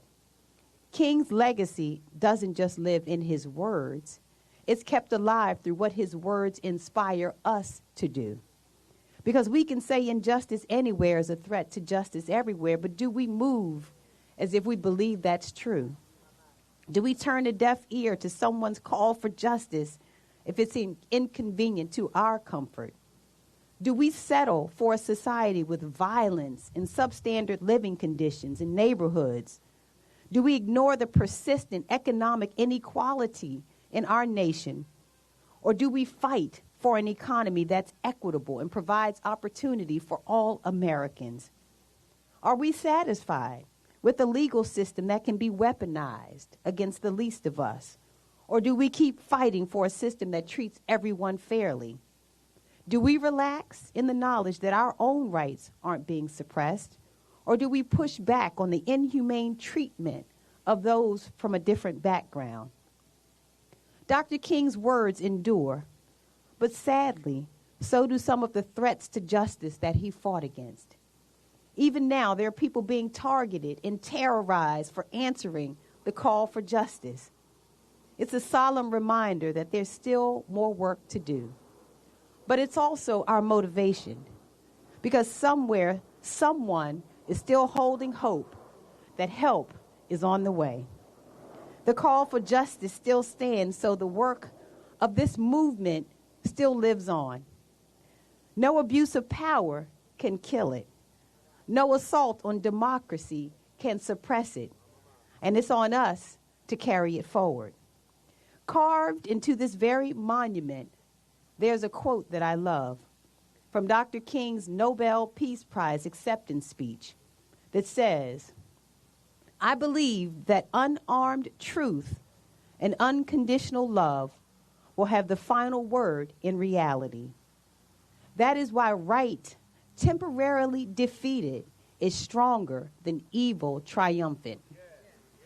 That strong faith of Dr. King reminds me, I think, of the most important memory we have of all of him. And that is that he was a minister of the gospel of Jesus Christ. It was at his core, and his memory brings to mind the old spiritual beams of heaven as I go. Harder yet may be the fight. Right may often yield to might. Wickedness a while may reign. Satan's cause may seem to gain. But there's a God that rules above with a hand of power and a heart of love. And if I'm right, he'll fight my battle. I shall have peace someday. We're right about it, and justice will come. Happy birthday, Reverend Dr. Martin Luther King. We love you forever. Every year on this day at Ebenezer Baptist Church, the church where Dr. King preached, the MLK Center, they actually have an event at Ebenezer. We'll also live stream that. Here is Dr. King's daughter, Bernice King. On what would have been his 97th birthday and the 41st observance of the national holiday, 41 years in. And I dare to say and declare, and we ain't going nowhere. We do so at a time when the world is trembling under the weight of its own contradictions, a time when inhumanity, injustice, and inequity have risen to devastating heights, a time when our nation is fractured by polarization, poisoned by fear, and paralyzed by division. We gather in a moment charged with both peril and promise, a moment when the soul of our nation is crying out, not with a whisper, but with a groan of urgency for healing, for direction, for a way forward that binds our wounds rather than deepens them. We are living in a moral crisis, not symbolic, but so deep. Our humanity is at stake. There is a battle going on between good and evil, and the future of this nation and the world house hangs in the balance. We must decide whether we will continue down the path of fragmentation or rise together into new possibilities of community. But beneath these visible crises lies a deeper affliction, a crisis of conscience and compassion. We scroll through suffering as if flipping through channels. We debate the humanity of our neighbors as if dignity were a commodity. Fear has become the currency of power. Anger is spoken more fluently than love. Hope is fading into a faint echo. And people are losing faith, yes, in institutions, in one another, in themselves, and even in God.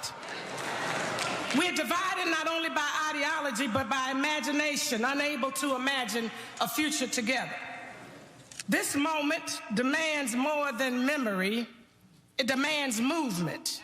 More than admiration, it demands action.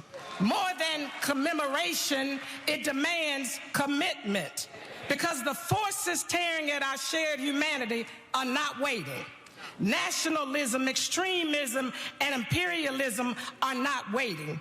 The erosion of democracy is not waiting. The massacring of civilians is not waiting. Children pulled from rubble in Gaza, Sudan, Congo, Ukraine, and Haiti are not waiting. Oligarchy masquerading as democracy is not waiting. The normalization of dehumanization, disinformation, and violence is not waiting.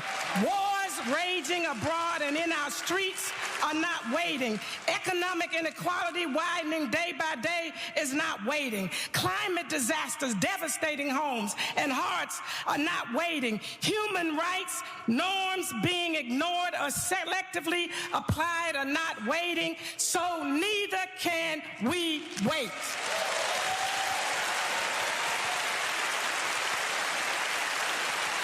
This is the hour when truth must be louder than fear. This is the hour when courage must be stronger than convenience. This is the hour when love must be more disciplined than anger. This is the hour when we choose the way that leads to life. That way is the nonviolent way, the love-centered Kingian way, the way that honors the dignity of every person, even adversaries that resist the forces dividing us through ideology and identity, partisanship and propaganda. The nonviolent way insists we cannot build a future apart from one another. We must build a future rooted in justice and compassion. My father often reminded us that we are caught in an inescapable network of mutuality, tied in a single garment of destiny. What affects one directly affects all of us indirectly. And so you cannot cancel that garment. You cannot sever that network. I cannot be all that I ought be until you are all that you ought be. Because I am because you are, and you are because I am. Folks, if you want to understand the Trump administration's attack on black people, all you have to do is look at the decision they made today. Now, this is also what happens when MAGA uses a Negro to attack black people. That Negro they use, and I'm saying that purposely, is HUD Secretary Scott Turner. Scott Turner is a former state legislator in Texas, former football player.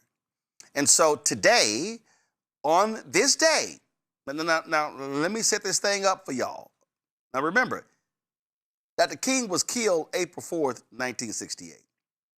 The next day, President Lyndon Baines Johnson sends a letter to the House saying, I think it would behoove us to pass this fair housing bill, which Dr. King gave his life for, because it had been filibustered for 2 years. The filibuster had been broken in the United States Senate, led by black Republican out of Massachusetts, Ed Brooke. But see, what you have to understand is you got black Republicans today who are MAGA kiss-ups, who ain't even close to an Ed Brooke. You should never, ever use Burgess Owens, Wesley Hunt, Byron Donalds, Tim Scott, Scott Turner in the same breath as an Ed Brooke. So here it is on this day. Again, remember, King gets killed April 4th, LBJ sends a letter April 5th, and a week later, that bill is finally passed by Congress. So don't think it wasn't by design that the Trump folk would announce today the scrapping of a Biden-era rule. This is the New York Post in exclusive. HUD terminates Biden-era DEI deal that forced racial preferencing in home appraisal industry, which also is a lie. This is what they said under former President Joe Biden. HUD used disparate impact theory, the idea that a neutral policy has a disproportionately negative effect on underrepresented families, minorities, to impose race-based policies on the Appraisal Foundation, a nonprofit entity authorized by Congress to set qualifications for property appraisers. Now listen to this. Here is again, because that's him right there. That's right there, the Negro who they are using to screw over black people. Property appraisals are an integral component of helping Americans realize the dream of home ownership, HUD Secretary Scott Turner said in the statement. But the Biden administration weaponized the Fair Housing Act to inject DEI into the appraisal industry, focusing on illegal race preferences rather than ensuring every American has equal access to quality, affordable housing. Today, HUD is ending the politicization of property appraisals to restore fairness and equality to civil rights enforcement and housing. Y'all, let me explain something to y'all why that's just bullshit. Now, you got to remember, Biden-Harris really was focused on the issue of ending racism in home appraisals. And so what they did was they looked at the actual data that showed how black people were being absolutely screwed when it came to home appraisals. This right here is a New York Times article from November 2nd, 2022. Widespread racial bias found in home appraisals. Then you go to the story. It says right here that the Biden administration and the Federal Housing Agency released 47 million appraisal reports to the public for the first time. The appraisals, which were compiled between 2013 and 2021, present evidence of a persistent, widespread practice in the home appraisal industry to give higher values to homes when the occupants are white and devalue them if the owners are people of color. Analyzing the millions of appraisals by using census tracts as a proxy for neighborhoods and comparing communities with nearly identical housing stock, two researchers found that the results showed a clear correlation. The higher the proportion of white residents in each community, the higher the appraised value of individual homes. Now, see, for all you Negroes who said you couldn't support Vice President Kamala Harris because she was too black, she wasn't black enough, or you didn't like her for other reasons, you know she was advocating for this, advocating the ending of the racism, requiring these appraisals to have training. Okay, and then you might say, well, you know, okay, I feel you, I feel you. But you do have to understand, in fact, I pulled it up. This is another New York Times article. Kamala Harris says inequality persists in home appraisals. The vice president announced new plans to prevent racial bias in home appraisals following the evidence of widespread discrimination against black homeowners. See, that Negro Scott Turner and Donald Trump, they don't give a damn about black folks being screwed through home appraisals. They don't care about the billions of dollars that black people lose due to racist home appraisals. No, they want to slap DEI on everything. What I tell y'all when we said voting has consequences. Cameron, I'm going to start with you. Again, this is a perfect example. No surprise they would announce this today. They don't care about black people. They don't care about black wealth. They don't care about ending discrimination. What they want to do is they want to cut off access to equality. They want to cut off access to forcing folk to do what's right. And if it has a positive impact on black folks, the Negroes like Scott Turner and Donald Trump don't give a damn, and they say end it. So much of black wealth, the number one thing that we own is a home. And this, I remember when this was being enacted and talked about. This was one of the last things I worked on, just in terms of trying to get out the message of when that initial focus around this executive order. But for them to do it on Dr. King's holiday, by design, on a day where Donald Trump and no official accounts from the White House or the president are even acknowledging Dr. King's holiday, it just is a stab in the back. And I think for the people who know there's racism and the racist nature of both the president, his administration, and things they're doing, I think this doesn't come as a surprise. I think for the people who turn their nose or turn a blind eye to it and continue to support the administration, I think this is just another thing they want to sweep under the rug and just not pay attention to. But it does cut at a core issue, because so much of our wealth, like the number one thing any family owns where their wealth is generated, is in their property, is in their homes, and being able to pass that on to the next generation.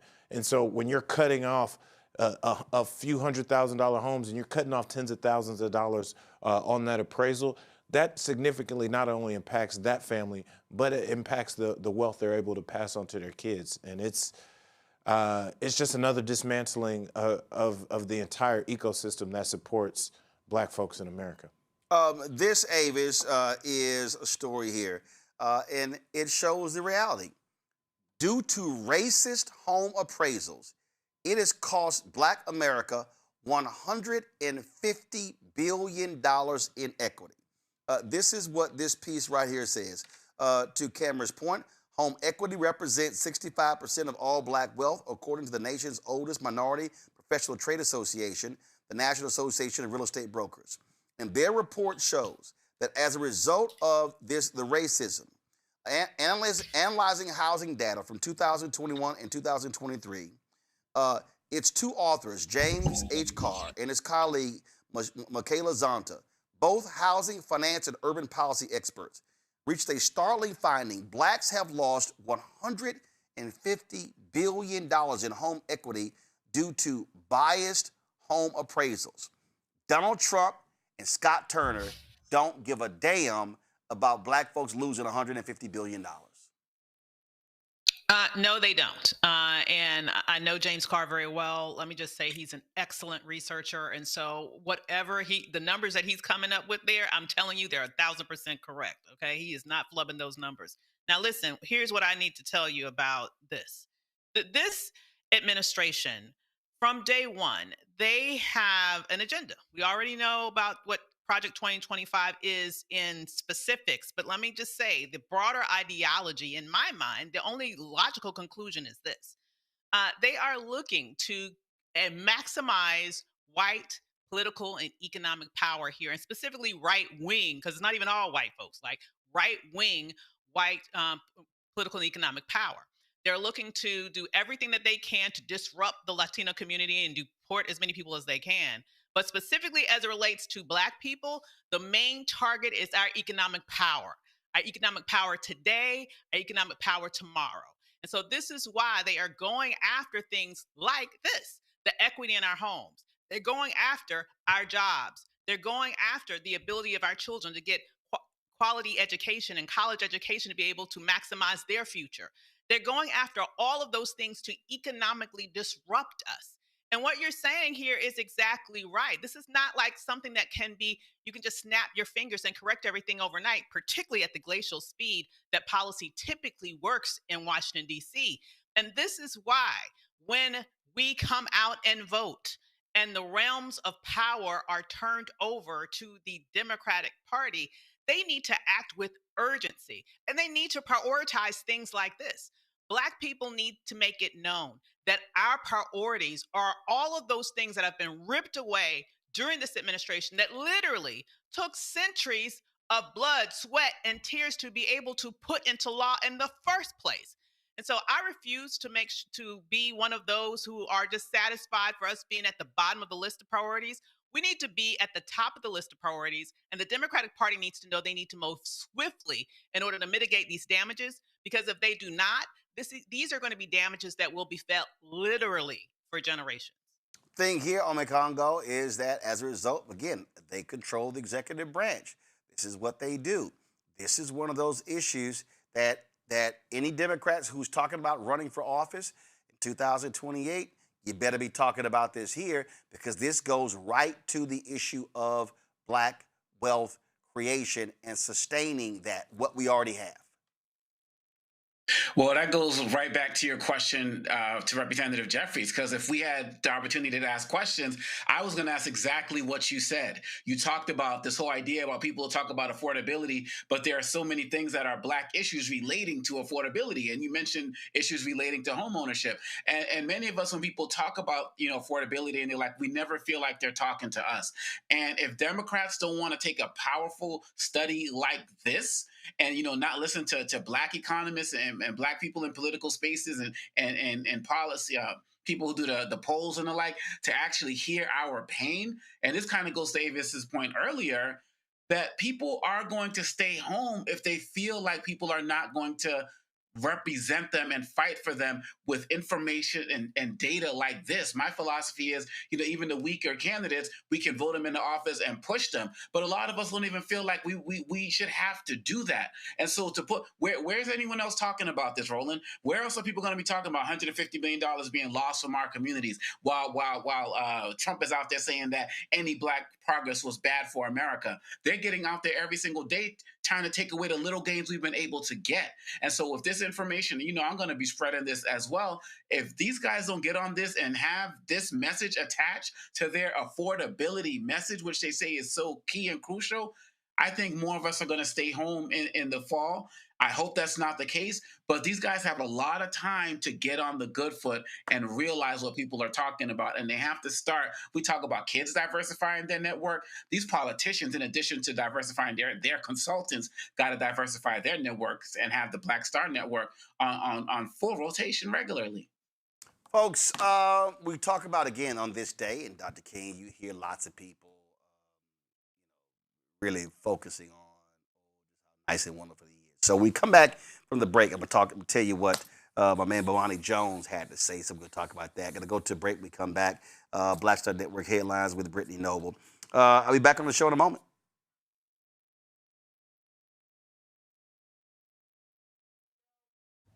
That evening, I was in Indianapolis, Indiana, campaigning with Robert Kennedy, working toward his nomination, the Democratic nomination for president.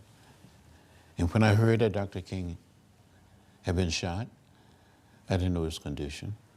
When Robert Kennedy came to speak, he said, we have some sad news tonight, that Martin Luther King Jr. had been assassinated in Memphis, Tennessee. When the audience heard the message, I heard it at the same time, and I cried. When Dr. King was assassinated, I said, well, we still have Bobby. In less than 2.5 months, he was gone. And I think something died in America with the death of Dr. King and Bobby Kennedy.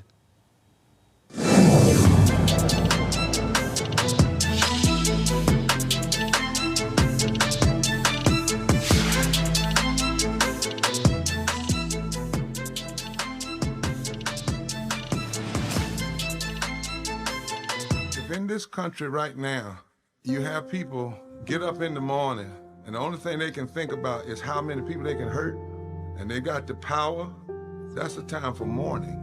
For better or worse, what makes America special, it's that legal system that's supposed to protect minorities from the tyranny of the majority.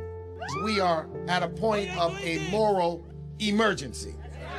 We must raise a voice of outrage. We must raise a voice of compassion. And we must raise a voice of unity. We are not in a crisis of party versus party. We are in a crisis of civilization, a human rights crisis, and a crisis of democracy itself. And guess what? You've been chosen to make sure that those that would destroy, those that would hate, don't have the final say, and they don't ultimately win.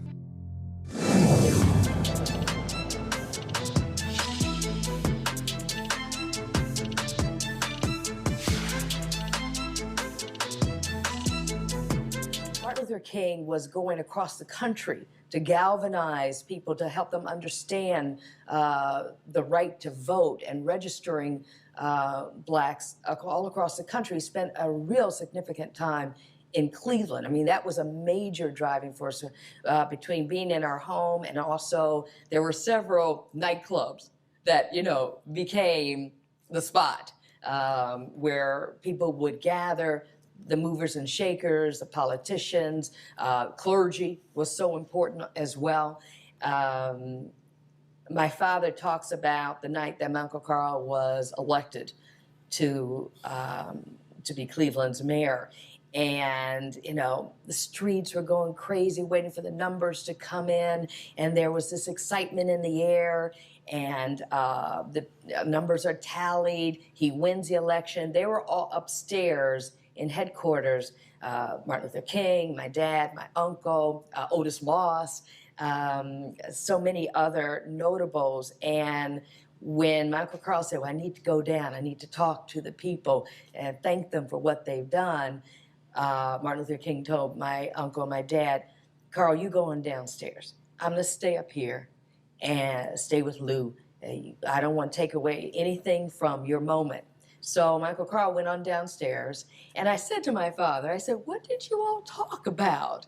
And he said, we just talked about how significant it was that we were being swept up in this moment, that it was a real time of change, and what was being done here in Cleveland what would reverberate across America.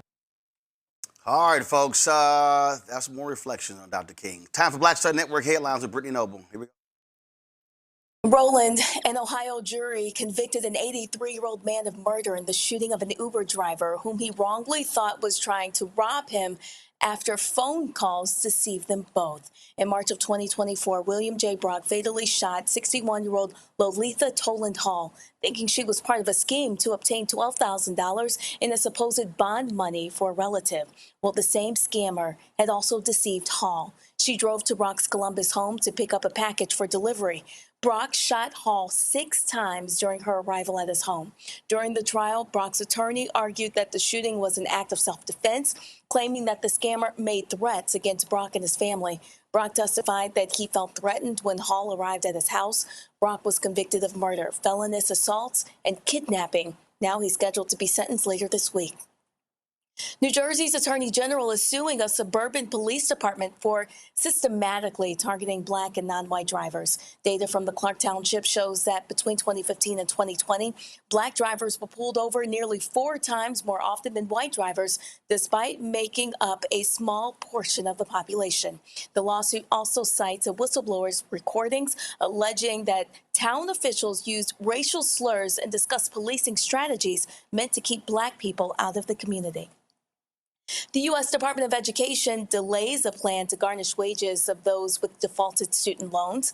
The agency says this move is only temporary. Secretary of Education Nicholas Kent says the temporary pause will help the Trump administration make improvements to the broken student loan system so that it functions more efficiently and fairly. However, delinquent student loan borrowers could see wage garnishments next month. The Committee for Responsible Federal Budget accuses Trump of receiving and extending pandemic-era student loan pauses that it had vowed to end. Around 5 million borrowers have defaulted on student loan payments, which means they haven't paid their debts in about 9 months. Immigration and Customs Enforcement says a man has died while in federal custody.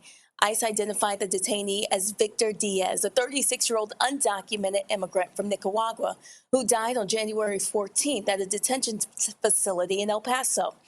Contract security staff say they found him unconscious and unresponsive in his room. An immigration judge ordered his removal last August, and ICE processed a final order of removal just 2 days before his death. The agency says he died of a presumed suicide, though the official cause of death remains under investigation. This marks the 5th death of an undocumented migrant in ICE custody in the first 3 weeks of 2026.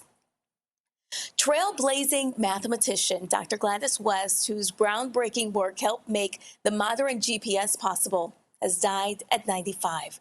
Raised in segregated rural Virginia, West rose to become a key scientist at the Naval Surface Warfare Center, which is where her precise calculations help build the GPS systems that we use every day.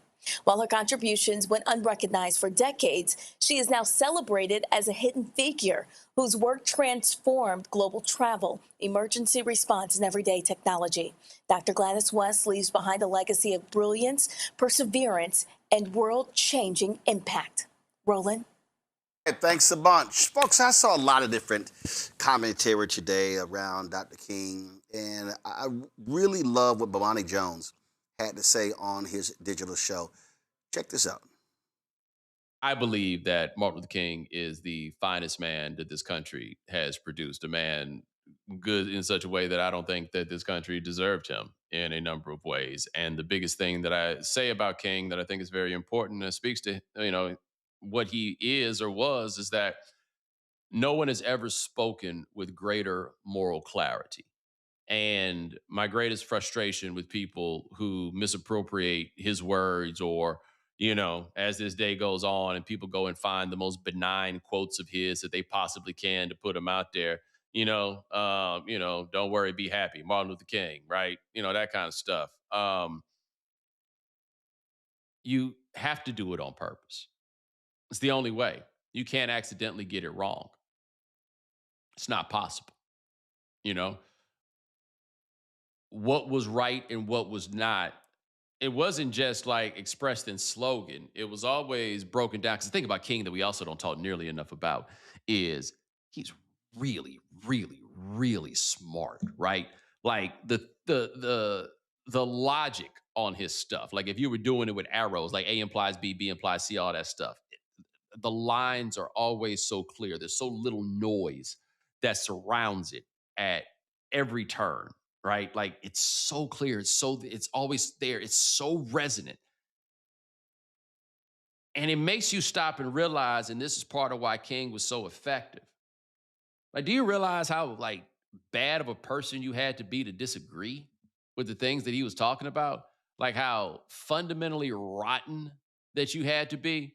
That's the only reason that like this holiday ever got passed or anything else, is that it's like ain't no leak in that ship, man. It's not there. It's not. And so, with that in mind, I encourage you to go find anything that King has written. Chaos Our Community is the one that I typically recommend that people go to. And understand, man, he at every turn was confronting the problem of race and how we got there squarely, right? There were no punches pulled. There were no dirty punches either, but there were no punches pulled. He was always so straight ahead at this. And the greatness of King, to me, was another thing that was a settled matter. But we know that it is not. And we're going to have Howard Bryan on tomorrow to talk about his book that he wrote about Jackie Robinson and Paul Robeson. And they made Paul Robeson disappear. Like full on disappear. Like he never happened. Like it didn't, like perhaps the most famous black man in the world in the 1940s. By the time he was dead in the 1970s, it's like he was never there. Like the memories of these people can be made to evaporate very quickly without a conscientious effort to keep them alive. Now, something that I think is important when I make that point is this. And this is for everybody, though it has a particular, I think it has a special, somewhat special, particular meaning for black people. They can change what they teach in schools. They can change the points that they use to decide is like some larger form of education. They cannot change what we teach each other. They cannot change what we preach on our own time. They can't do it. Everything I ever learned about black people, I learned for black people. It was never with any sort of expectation that I was going to learn this in school. It just wasn't it, right? And we have to keep that in mind more and more. And remember that at some point, it looks as though it is possible that we are going to have to teach each other again about Martin Luther King. And if we have to teach each other about Martin Luther King, I think it becomes imperative for a lot of us that we actually learn about Martin Luther King, because a lot of us depended on other people to give us that information. Nah, man, information's out there.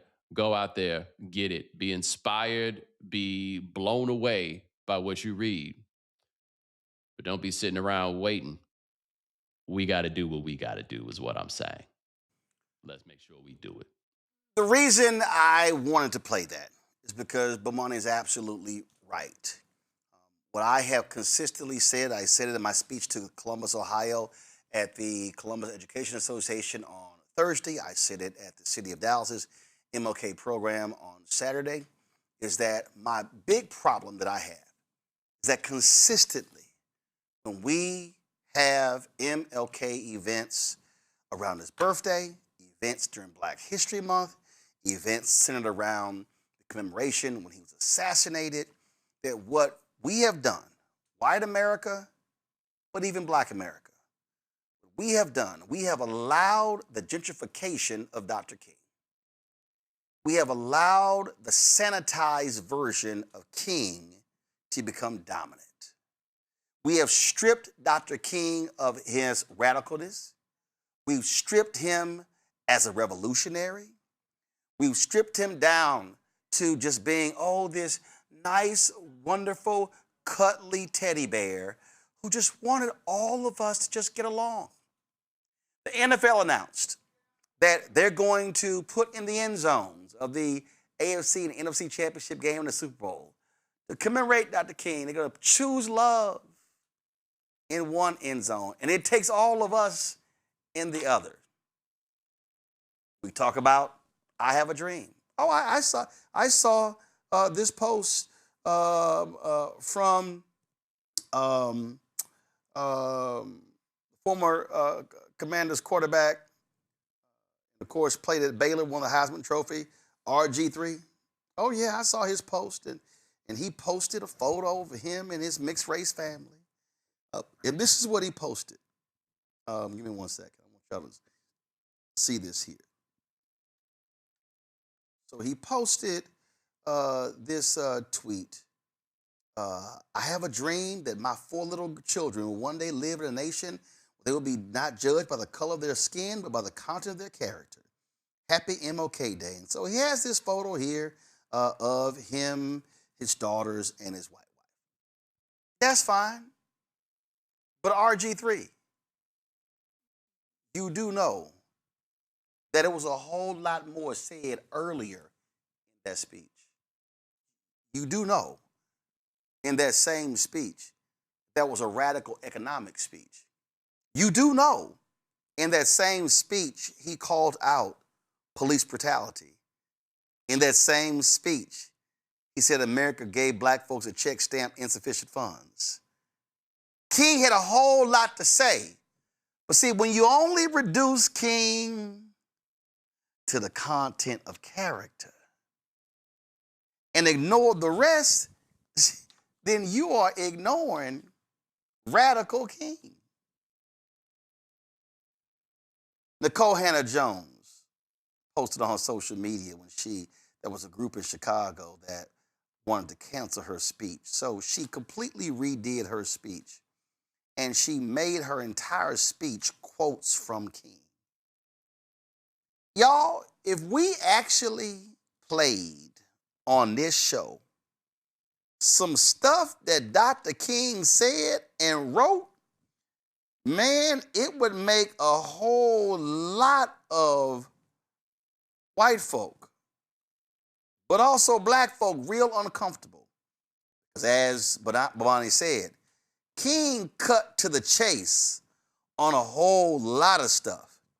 And he made a whole lot of black folk uncomfortable, such as this. I'm tired of marching. Tired of marching for something that should have been mine at birth. I don't mind saying to you tonight. I don't mind saying to you tonight that I'm tired of the tension surrounding our day. I don't mind saying to you tonight that I'm tired of living every day under the threat of death. I have no martyr complex. I want to live as long as anybody in this building tonight. And sometimes I begin to doubt whether I'm going to make it through. I must confess I'm tired. Well, I don't know what will happen now. Now, see, they don't play that, but let me do this here. I'm going to keep playing this mountaintop part because I need y'all to understand what we do even with this here. Listen. But it really doesn't matter with me now because I've been to the mountaintop. I don't mind. Like anybody, I would like to live a long life. Longevity has its place. But I'm not concerned about that now. I just want to do God's will. And He's allowed me to go up to the mountain. And I've looked over and I've seen the promised land. I may not get there with you, but I want you to know tonight that we as a people will get to the promised land.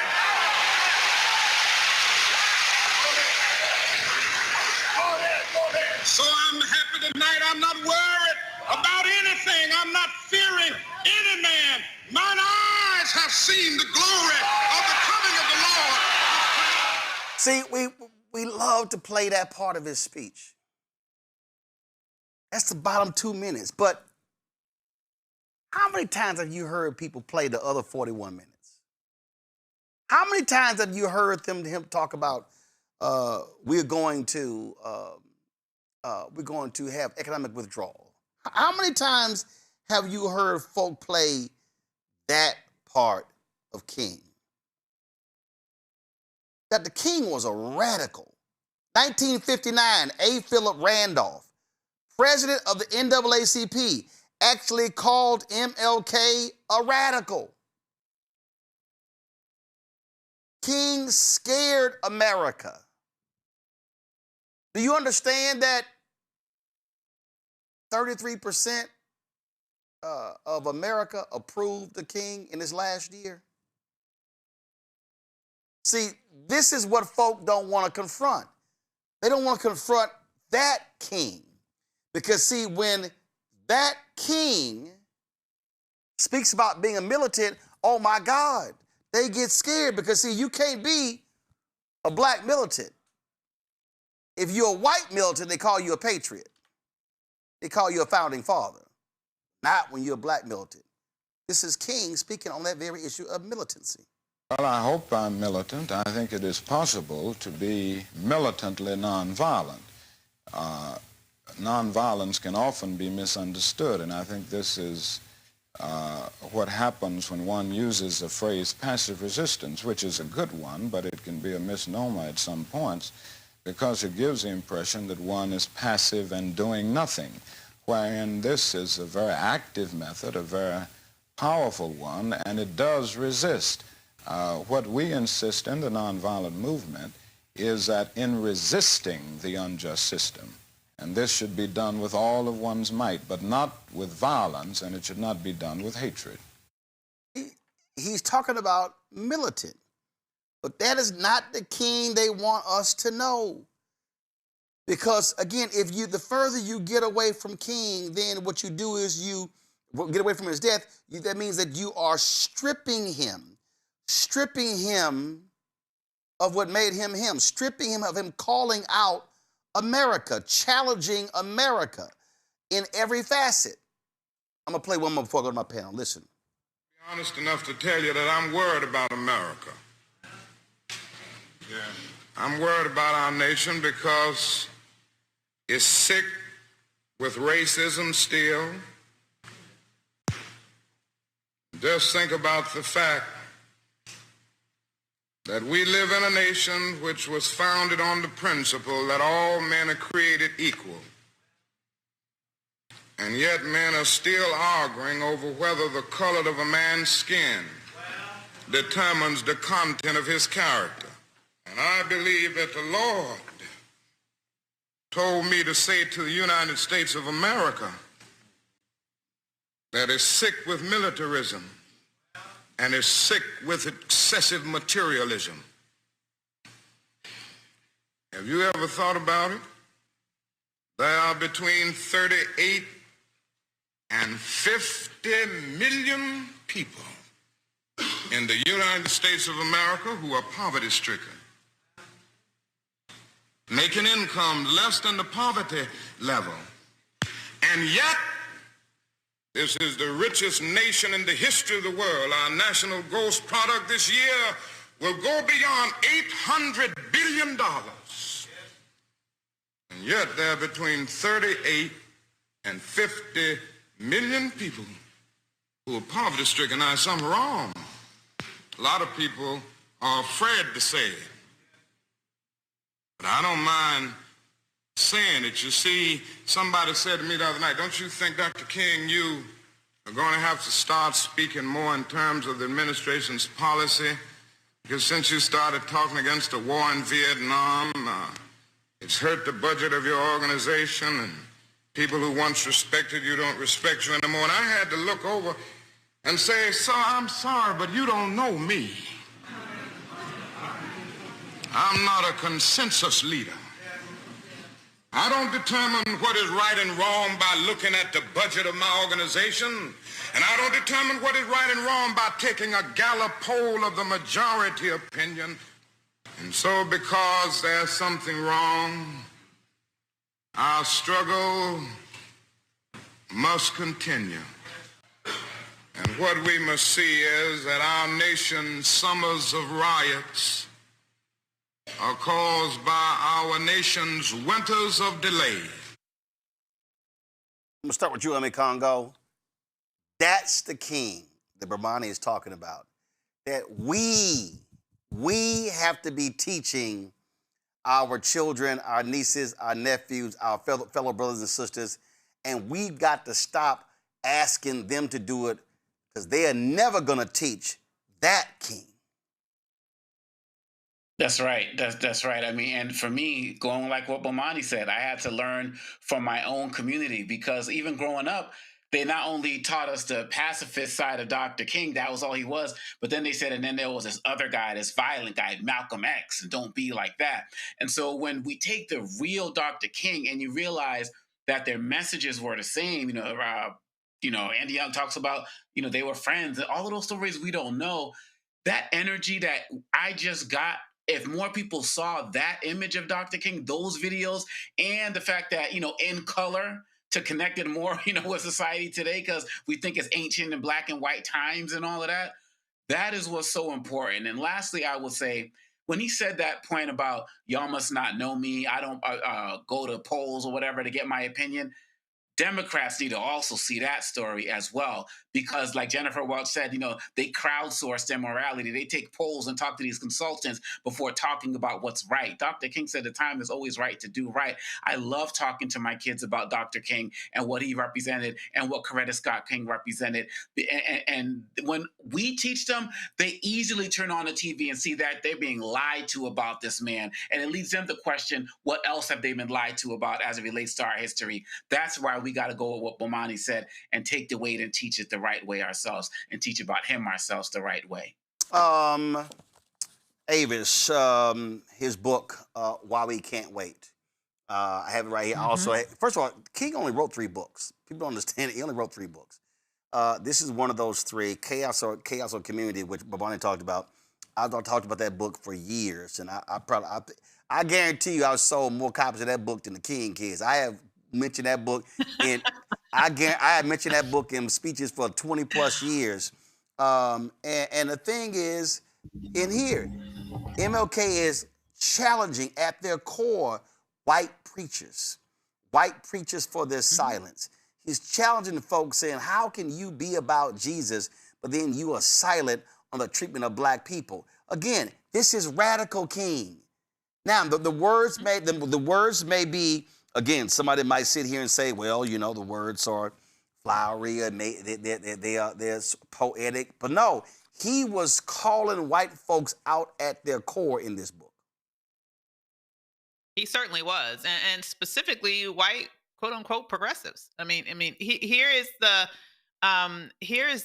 thing that we have to realize, that this is someone who was a radical truth teller. He was someone of extraordinary levels of courage and bravery. He is someone who could not be bought. He is someone who could not be intimidated. Don't think that our own FBI didn't try every which way. Everything. To undermine him, right?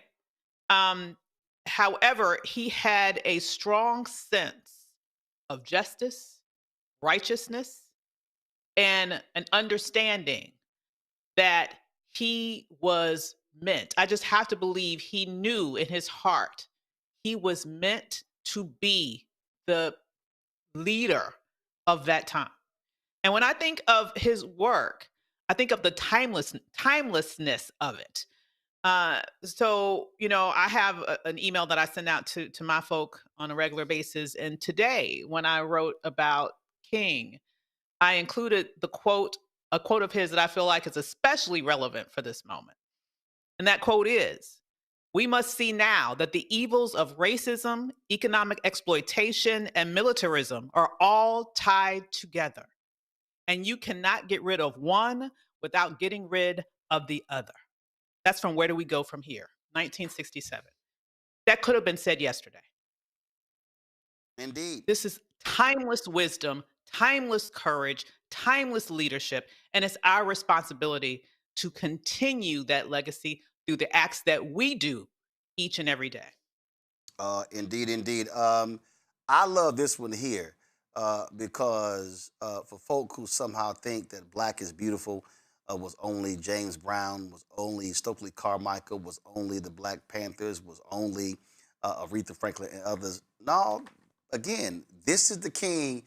You ain't gonna hear MSNBC, CNN, Fox News, ABC, NBC, CBS, News Nation, or any of these folk, Newsmax, OWN, One American News. They ain't gonna play this.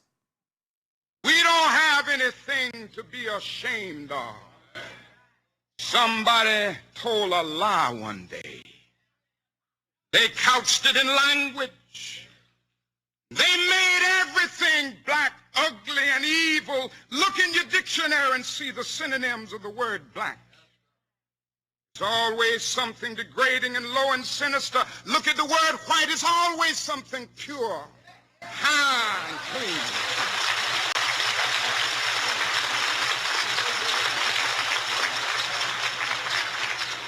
But I want to get the language right tonight.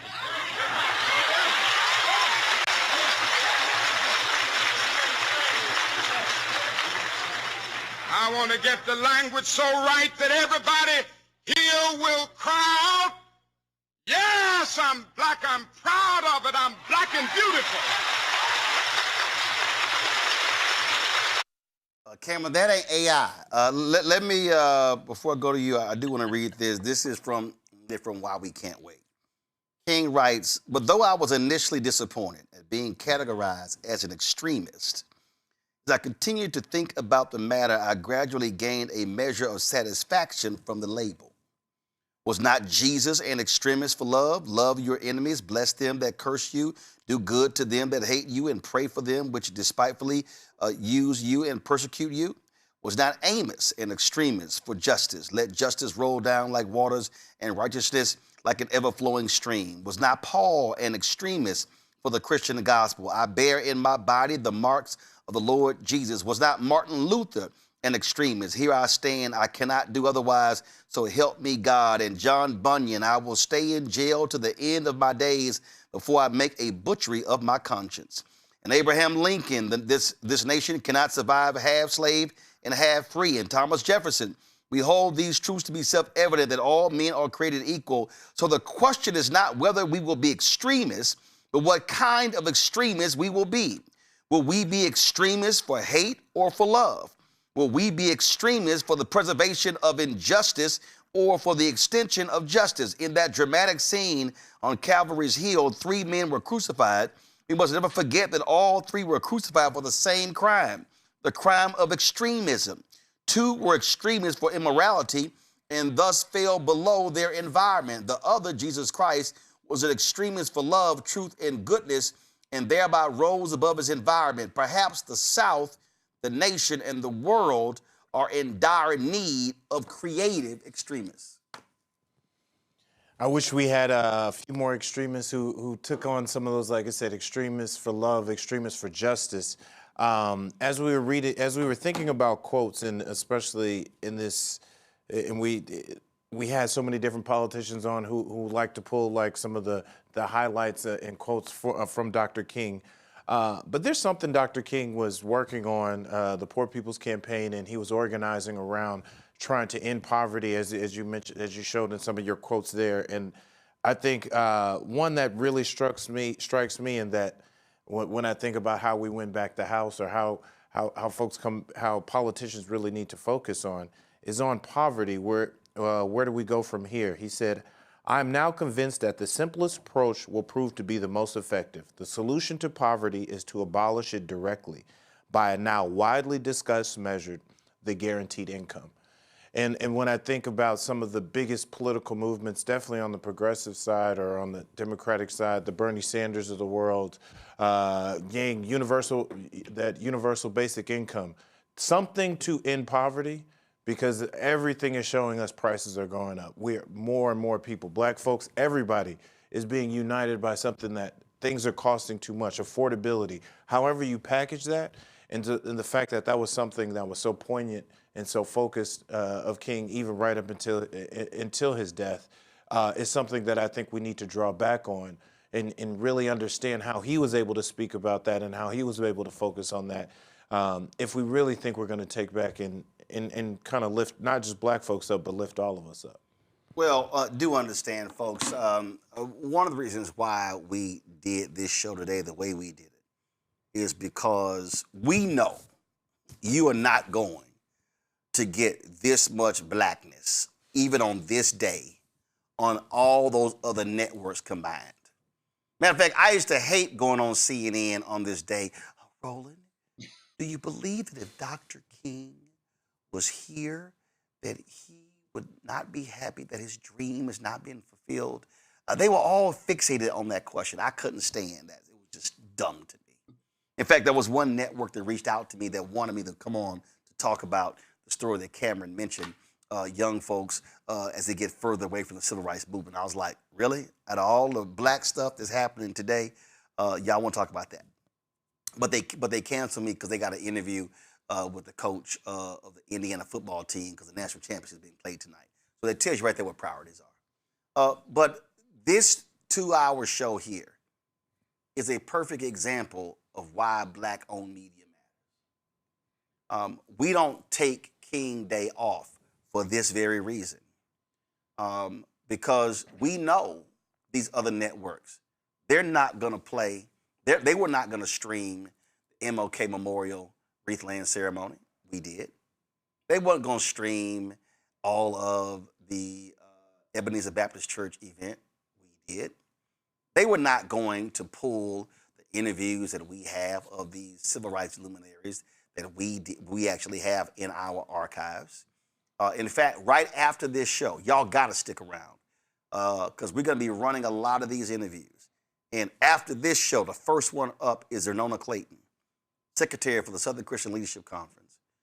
When she joined SCLC, she traveled the nation with Coretta Scott King as her aide. When Dr. King was assassinated, it was Zernona Clayton who was in the bedroom with her as she took calls and visits from world leaders. She talks about the last phone call, last conversation with Dr. King, driving him to the airport when he went to Memphis. She talks about the aftermath. Wait till you hear her talking about climbing into the casket to reapply his makeup because the funeral home did an awful job. But she talks about this important history. And see, this is why we did this. You gotta understand something. December 2017, TV One canceled News One Now. We had gone to Atlanta and we did interviews with C.T. Vivian. And then what we did was the show got canceled and I was sending them emails saying, hey, King's commemoration of the assassination is coming up. This was April 4th, 2018. And I kept saying, what are we doing? What are we doing? I wasn't hearing back. I sent emails in February. What are we doing? So finally, I decided to take it upon myself and spend $30,000 of my own money. And we went to Atlanta and interviewed Juanita Abernathy. I gave a speech in Buffalo, New York, and we traveled to Ithaca, New York, where there was a nursing home for retired Cornell University staffers. And we interviewed Dorothy Cotton. We hopped on a plane and went to San Francisco and went to Stanford, interviewed Clarence Jones, Dr. King's attorney, who helped him write the March on Washington for Jobs and Freedom speech, the I Have a Dream speech. In fact, I talked to Clarence today. He turned 95 years old a week ago. We talked to Claiborne Carson, who led Lisa King Center at Stanford University. We went to Memphis and talked to Bill Lucy. Lucy died last year, labor leader. We went to Los Angeles and talked to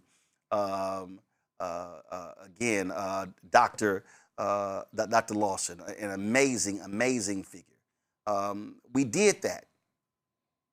We did it because the voices needed to be recorded. Talked to Lori Stokes when the book came out. Her father was Carl Stokes, Reverend Jackson, Andrew Young, John Lewis, Eleanor Holmes Norton. We did that because we needed their voices. To listen to Reverend Jackson talk, he doesn't sound that way today. Dorothy Cotton, we interviewed her in February. The last words I said to Dorothy, I'll see you in Memphis. She says, Roland, I'll see you in Memphis. She never made it to Memphis. She was too ill. She died in May. Y'all, this is why black-owned media matters.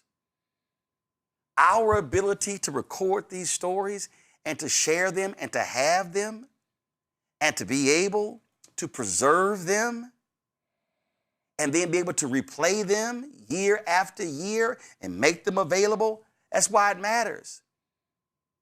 I don't care. See, people have asked me, man, if MSNBC and CNN, one of these networks, that came and offered you a show, I'm like, no, because if I can't own it and control it, I don't want to do it. It doesn't matter if they want to pay me $2, $3, $4, $5 million. Because see, if you own and control the product, then you are able to share it with the public. So you need to understand that we don't just do these shows the way we are just because. So when I'm talking about why it's important to help us fund this, we don't have millionaires and billionaires. We don't have these ad agencies dropping millions of dollars on us to do what we do. And I have said for a long time, Black America will rule the day. And we don't have Black-owned media. I was told the other day, Essence laid off 28 people last week. 28 last week. I've said it, Ebony, pretty much an Instagram page. They hired Cora Murray to try to generate more content, but y'all need to understand something. We are in trouble if we do not have Black-owned media that centers Black America. White mainstream media, they'll talk about Dr. King today only because it's the holiday. And they'll give it a little time. People are hitting me up, say, what are your Black History Month plans? I said, we have none. Because we do Black history every day. What are your plans for Black Music Month? None, because we do Black music every day. This is about centering us. More importantly, not asking for permission. Let me thank Ome Congo, Avis, Cameron for being on today's show. I appreciate it.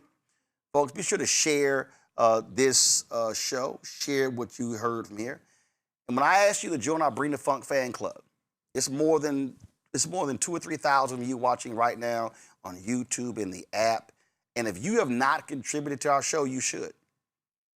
Because I'm telling y'all right now, the stories don't get told. Those civil rights voices, they're passing away. I said that Clarence Jones is 95. Andrew Young is 94. Interviews that we have, Harry Belafonte, we interviewed him, ancestor. Juanita Abernathy, ancestor. John Lewis, ancestor. Dorothy Cotton, ancestor. And several others. Bill Lucy, ancestor. This is about preserving our history, next generation, be aware of that history. If you want to support us, please do so. There were some people who gave today, and I appreciate it. There were some folks, I saw the emails come across. There were some folks who gave us $1,000. There were people who gave us, give me 1 second, put it up, who gave us 50 and 20, and I was just appreciative of all of that. Folks who were supporting us. Lori Green, I appreciate your donation. Let's see here. Daniel Wright, I appreciate your donation. Let's see here. There was some, let's see here. Christian Pearson as well. So many different people were contributing today, renewing their invoices. We sent invoices, reminders out. And so, folks, I tell you, if 20,000 of our fans, viewers, whatever, contribute to our show, a minimum of $50 each a year, it raises $1 million. It offsets the $195,000 a month it costs for this show, this studio, this network. This Saturday, we're shooting 2 episodes of our upcoming health show, Second Opinion with Dr. Ebony Hilton. January 26th, y'all, next Monday, we debut our daily noon news show with Brittany Noble. These things don't happen without resources.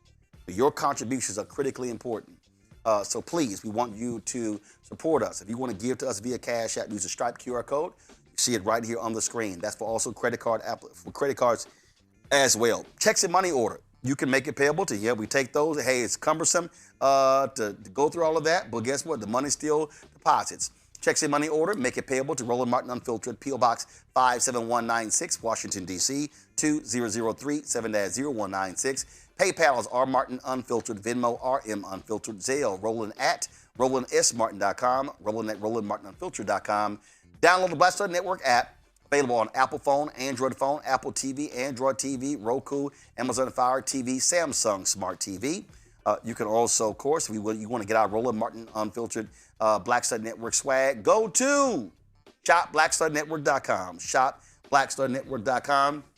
And so you can get our t-shirts, our hoodies, and all that good stuff. And of course, we support black-owned companies. And as you see, all of these products that you see right here are available at shopblackstarnetwork.com. All of these products right here at shopblackstarnetwork.com. So you see these dolls, you see these STEM dolls, you see chips, we got salsas, we got all kind of different stuff, car wash stuff, we got candles, we've got black-owned toilet paper, we got HBCU shirts, we've got watches, we've got, of course, skincare stuff. All of that stuff is available at shopblackstarnetwork.com, shopblackstarnetwork.com. And don't forget, you also have download the app Fanbase.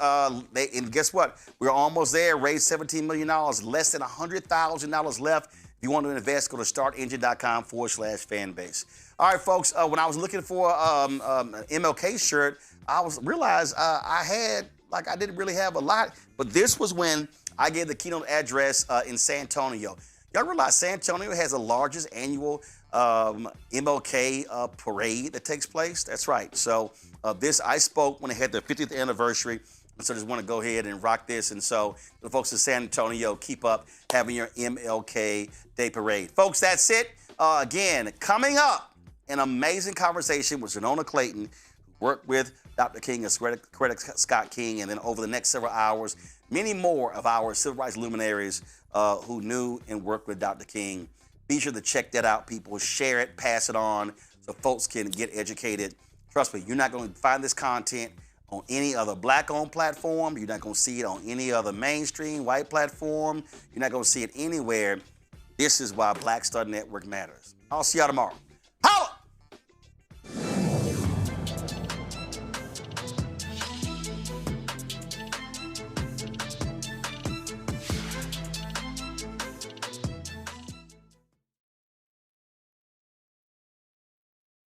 How to spend some money.